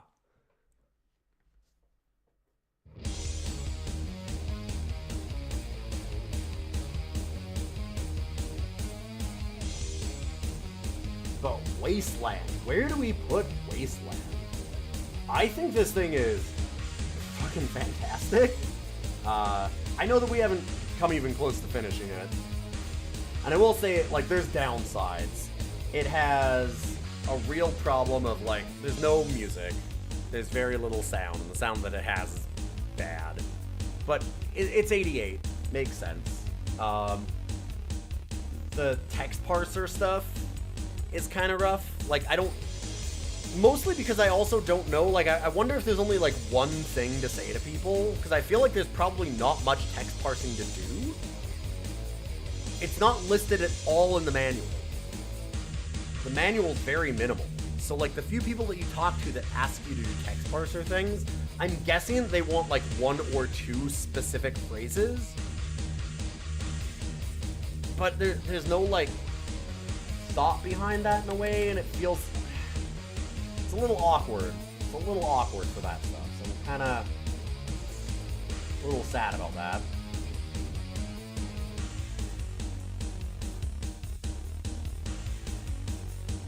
I always love when there's a text parser game and I know what I want to do, but you can't figure out how to tell the game what you want it to do. Yeah, exactly. And this one feels, like, extra limited because it feels like there's very little text parser stuff and there's not much that you'd want to do in it. So it feels like it's, like, very, very narrow focused, which makes it almost worse. And the rest functionality just not being there, like having to sit there and hold escape or click on your characters and just, like, wait and wait and wait for like hours of in-game time, which honestly, it took us like, what, 3 minutes sometimes almost to heal characters up. And that's gonna get worse, because your characters are gonna get more and more health, and they don't regenerate faster, you just have to wait longer. That sucks. That's terrible. That being said, all the rest of it, fantastic stuff. For RPGs in 88, like, the UI is really easy to understand, really well done, at least for me, where I just immediately parsed all the stuff they wanted me to do, even with minimal, like, manual stuff. The manual hardly told any of that stuff, but, like, it just all made sense. It was really, really straightforward, easy to understand, and yet still has a lot of depth. Like, we end up going on stage because one of the dancers in the bar tells us to come up. So we go on stage and they're like, what are you doing? Just because a dance, like, they're there to be entertainers. They're not actually supposed to go on stage. And then bouncers come, we beat up the bouncers, and then the crowd is like, you can't get off stage, we need entertainment. So we have to use a skill to, like, dance for them. Fucking fantastic. Great little story for an RPG at the time. All the art's really, really good. Like, those enemy pixel art portraits were super awesome and even animated a little bit, which is not... Like, I would have expected them to be stills. I didn't expect them to be animated the way they were. That stuff is fantastic. Like, truly incredible for the time. You can definitely tell why people hold this game in such high regard. There's a lot of really cool things about it. And it's got, like, a little bit of a sense of humor about its setting and everything, for sure. Like, it's got that bit of goofy camp in it. I'm real down with this game. This thing is neat. The combat is a lot more strategic than a lot of games at the time. Like, we talk about, like, Betrayal at Krondor, and it's a really neat game. Truly fantastic. And it looks strategic, but it's really hard to actually, like, do a front line and stuff. In this, you can kind of do that. Like, it's more interesting. The range options and stuff do make sense and would matter in this game in a way that they don't in a lot of games like this. And especially, again, at this time. Or in, like, a lot of old dungeon crawlers, like a Might and Magic or Wizardry, where it's just the first thing you want to do, give everyone a bow. Everyone needs a bow or a rifle or whatever the ranged option is. Make sure they have it immediately, because you need to be able to sit there and shoot at them and, like, either back up constantly or just shoot at them the whole time as they come towards you, right? Because you have to have that option, otherwise you're just wasting turns. In this, there's other things to do, or you need to run towards them with some party members and leave other party members back. And the idea of, like, splitting your party into 4 groups, that's...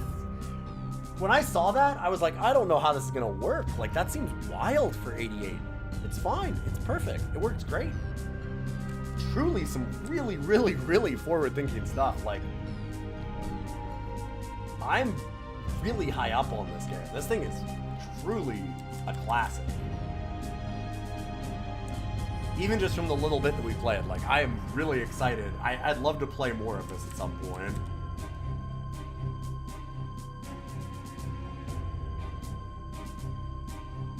Like, does it beat World of Zine?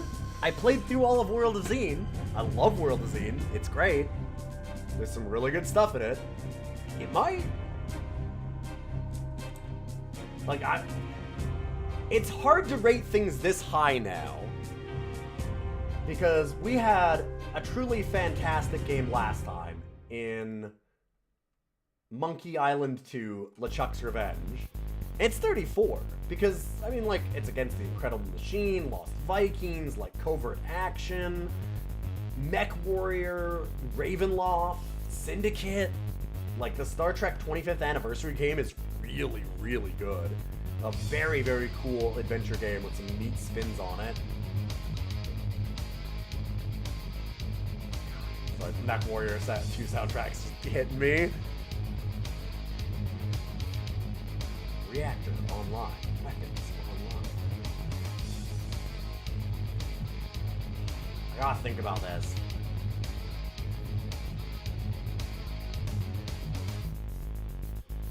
Like, the writing seems good, the combat's great, the way you level is interesting, the number of skills you can do is neat. Like, I like almost everything about it, except for the couple of things where, like, technical limitations, no music type things. I mean, they couldn't even fit all the writing in it. Hard to imagine that you could actually have more sound files. It's just too old.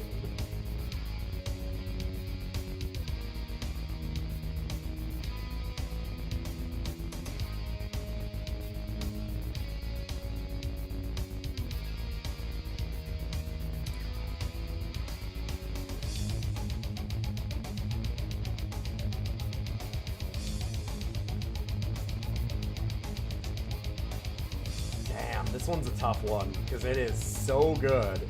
And there's a couple things that I don't like, but it is brimming with potential. I'd have loved the hell out of this as a kid. I mean, I love it now.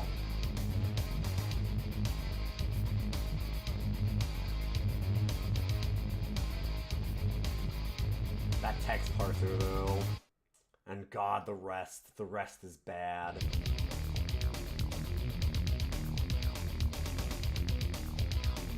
But compare it to something like Wizardry 6, where we would have to sit there and, like, map everything out by hand. And that we're constantly fighting a text parser and all kinds of things like that. And it's 150 pages of manual to even learn the game. I spent 4 hours on a stream just to figure out how to make my characters in the right way and, like, learn all that kind of stuff at the beginning of our Wizardry 6 playthrough. To give an idea as to what RPGs were at the time a lot of the time. And how much this thing is, like, still deep, but also, like, pick up and go in a way that most of them weren't. Because there's a lot of skills in this game. There's a ton of things you can do. There's stealth options, there's, like, splitting up your party. I mean, those games don't even let you split your party to do things, where you can, like, sneak somebody around to go behind a group or something.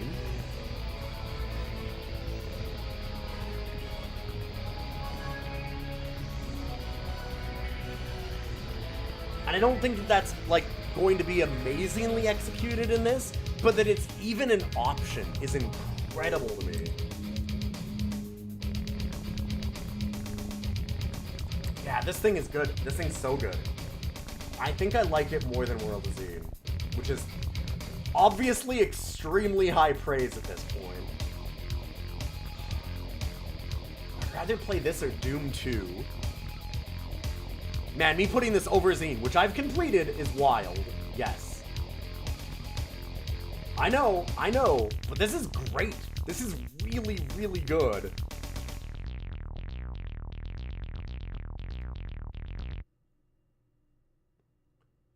I enjoyed my first, like, 3.5 hours of this as much or more than most of Zine.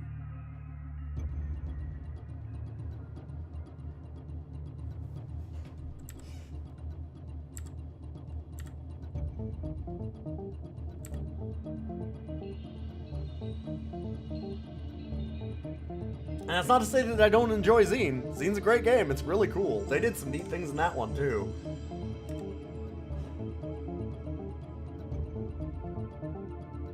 I don't think it can beat Princess Maker 2.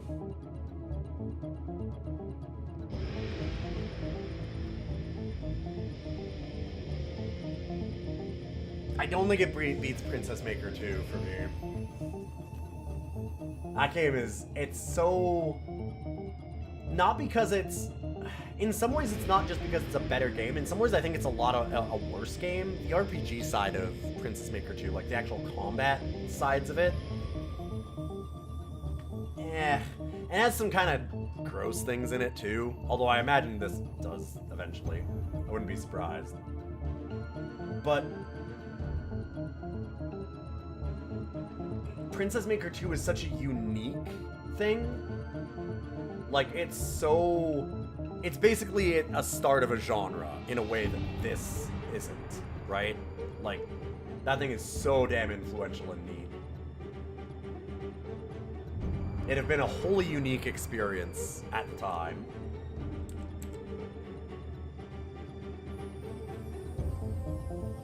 I might put it over Dune 2. And that's also something that basically made RTS. Like, that basically created its own genre. I'm looking at putting it over Mech Warrior 2. Not Mercenaries. Mercenaries is incredible. And I mean, so is this. But...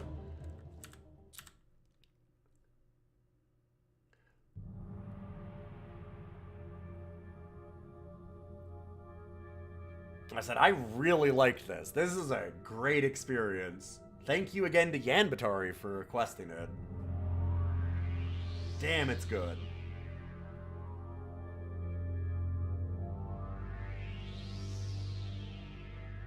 Like, you can feel the tongue-in-cheek humor in it. The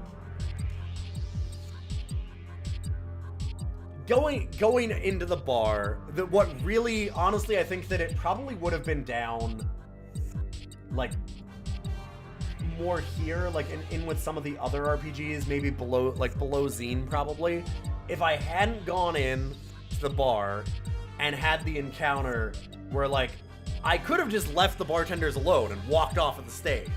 But instead I can fight the bartenders, get on the stage, and have to take over for the dancers because they all ran away. And then use, like, you know, our characters' skills to, like, dance on stage and stuff for the rest of the bar, for them to let us off the stage. I think that kind of encounter, having that type of thing that's, like, not just a pure combat thing, really elevates this. Because that's just not what these games were.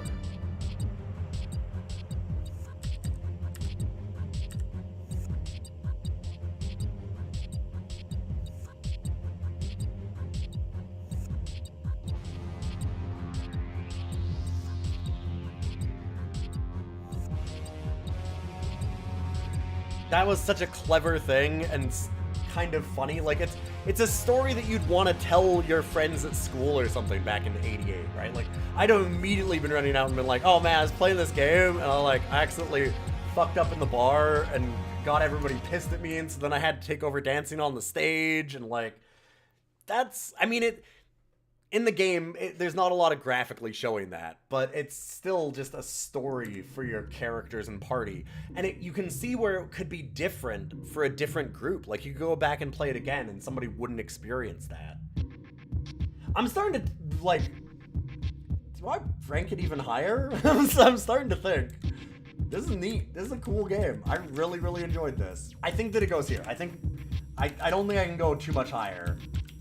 It does have some limitations for sure. New entry into the top 20. How goes it? We were playing Wasteland. It's fucking rad. What a cool game. God damn. I see why people were so pumped about Wasteland 2 coming out. I get why people were excited about this thing. It's neat. It's rad as hell. It does some incredible stuff for '88. It does some really incredible stuff for '88. It has some great graphics. It has some great things. Damn. Yeah, we haven't ranked anything this high in a while. Spiritual predecessor to Fallout. Yep. Yeah. Really cool game.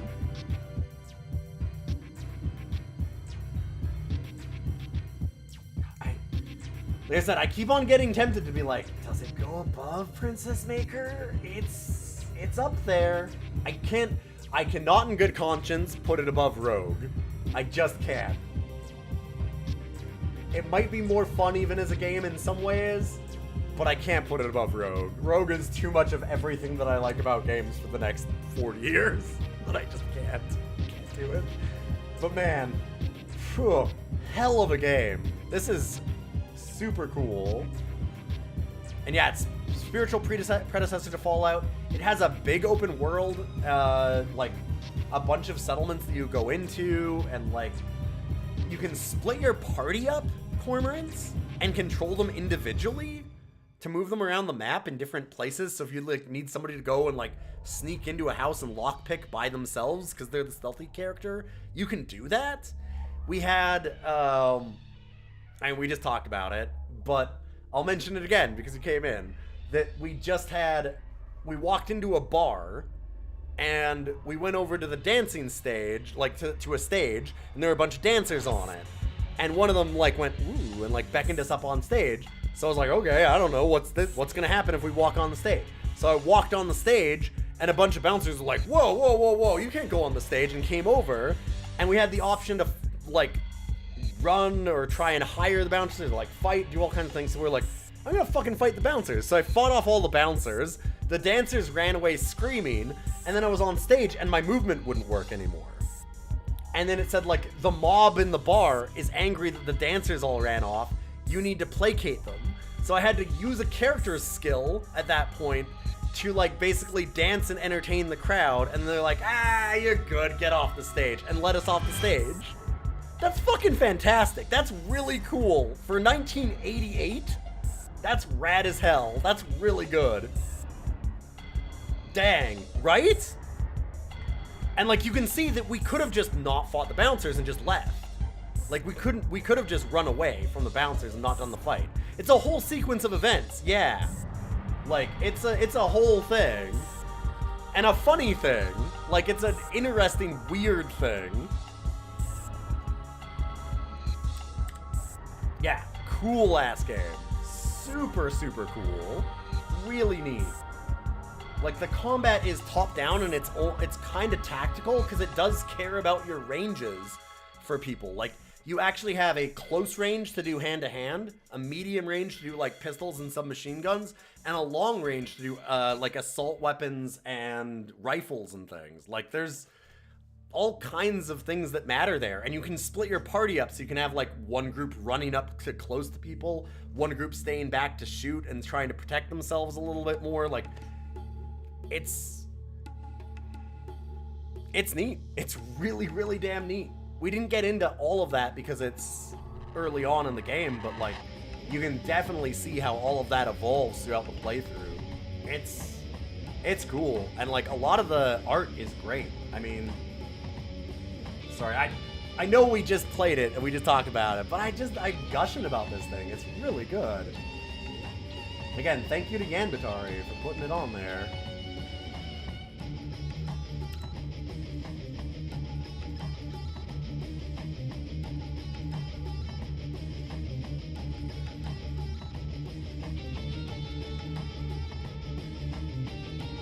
It doesn't have any sound, really, because, you know, but like, if we want to, for example, like, oh no, I saved after people were hurt. Okay, so we're gonna have Razor Zoltan go off on his own, so he can wander away and the rest of the party is still there. Give me the password. No. Get out of here. So we accidentally, might have walked through some radiation here. Do I post this list online? You'd love to go through some of these. Absolutely. It's all up on DOScider.neocities.org, where I have a old-ass GeoCities page for it. You can hit !DOS, and you can get the links to all of the old videos as to why I rated them the way that I did, because I'll have all of these VODs up on YouTube. And, you can see the whole list there, too. Hot dang, a GeoCities. Yeah, of course. If I'm gonna do it for 80s, no question.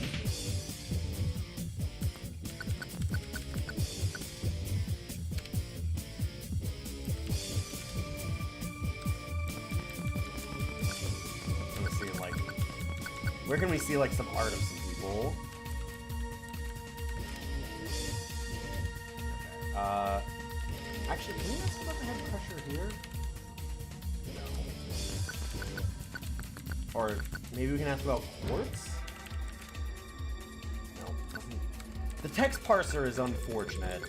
There's not a lot of it, but it's not great. I want to see if we can get into, like, combat real quickly with somebody just to show off some of the really cool, like, pixel art they have for characters and such. Like, even just he also will.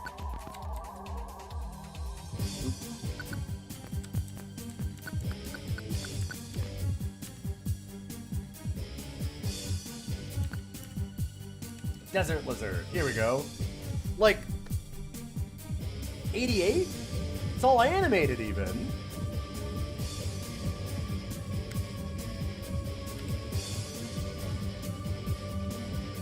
And all the UI is like really easy to understand. And when I say that it cares about like ranges and such, we can go to the map and we can see where they are and where we are. So they're right next to us.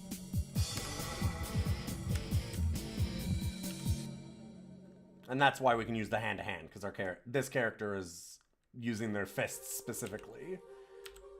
I made Razor Zoltan as a close-range motherfucker was the plan.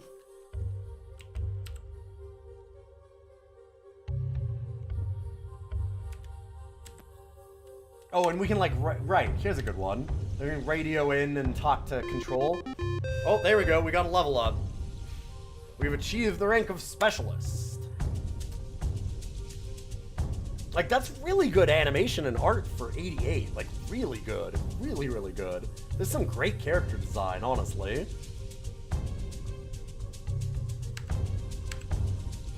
Let's do a bunch of agility.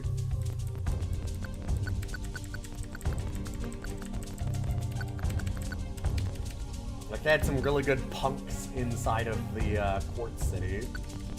The gangs. Oh, we have to go all the way around. I could honestly play this all night. Oh, we have not seen these yet.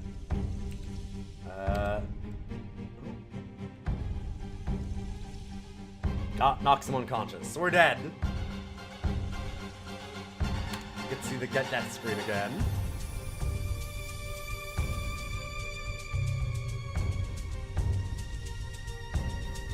But yeah, this is only like 20 pages of manual, so there's very little to get into it, but there's a fair bit of depth in like actual skills and stuff too. There's a lot of different things you can do. Like, skills are, you can have brawling, climb, clip pistol, knife fighting, pugilism, rifle, swim, knife throwing, perception, assault rifle, AT weapon, SMG, acrobat, gamble, lockpick, silent movement, confidence, sleight of hand, demolition, forgery, alarm disarm, bureaucracy, bomb disarm, medic, safecrack, cryptology, and metallurgy. Like, but at the same time, look at how easy it was for us to get in and start playing it. Like, most of the time when you get a game that has a bunch of skills like that, it's like wizardry, and it's a lot of fun once you get into it, but it is a nightmare to actually learn all of the systems and stuff. This was just like easy to get in and out of. Really easy. Truly, I really enjoyed this a lot. So I do need to head off though. I haven't eaten supper. It's almost 9 o'clock and I need to feed my cats and give them their medicine, all that kind of stuff. It was a lot of fun to do though. And hey, I do this every Monday, so if you like the stream, those follows mean a lot. I'm gonna head out and host you over to somebody else. Like I've said, you can always check out all the information on the VODs and all that stuff. Thank you for showing the game. Yeah, I figured I'd show it again, because, you know, love seeing you around, Cormorants. And this is a blast. If you're a sub or a patron, remember, you can always hop in the Discord and put in your request once a month for what game you'd like to play. If you're not a sub or a patron, you can still go into the Discord. You just don't have access to that one room where you can put in those specific requests. And I'm very seriously considering playing this through and actually finishing it later, because this was really, really good. Actually, this is like really good. Like really, really good.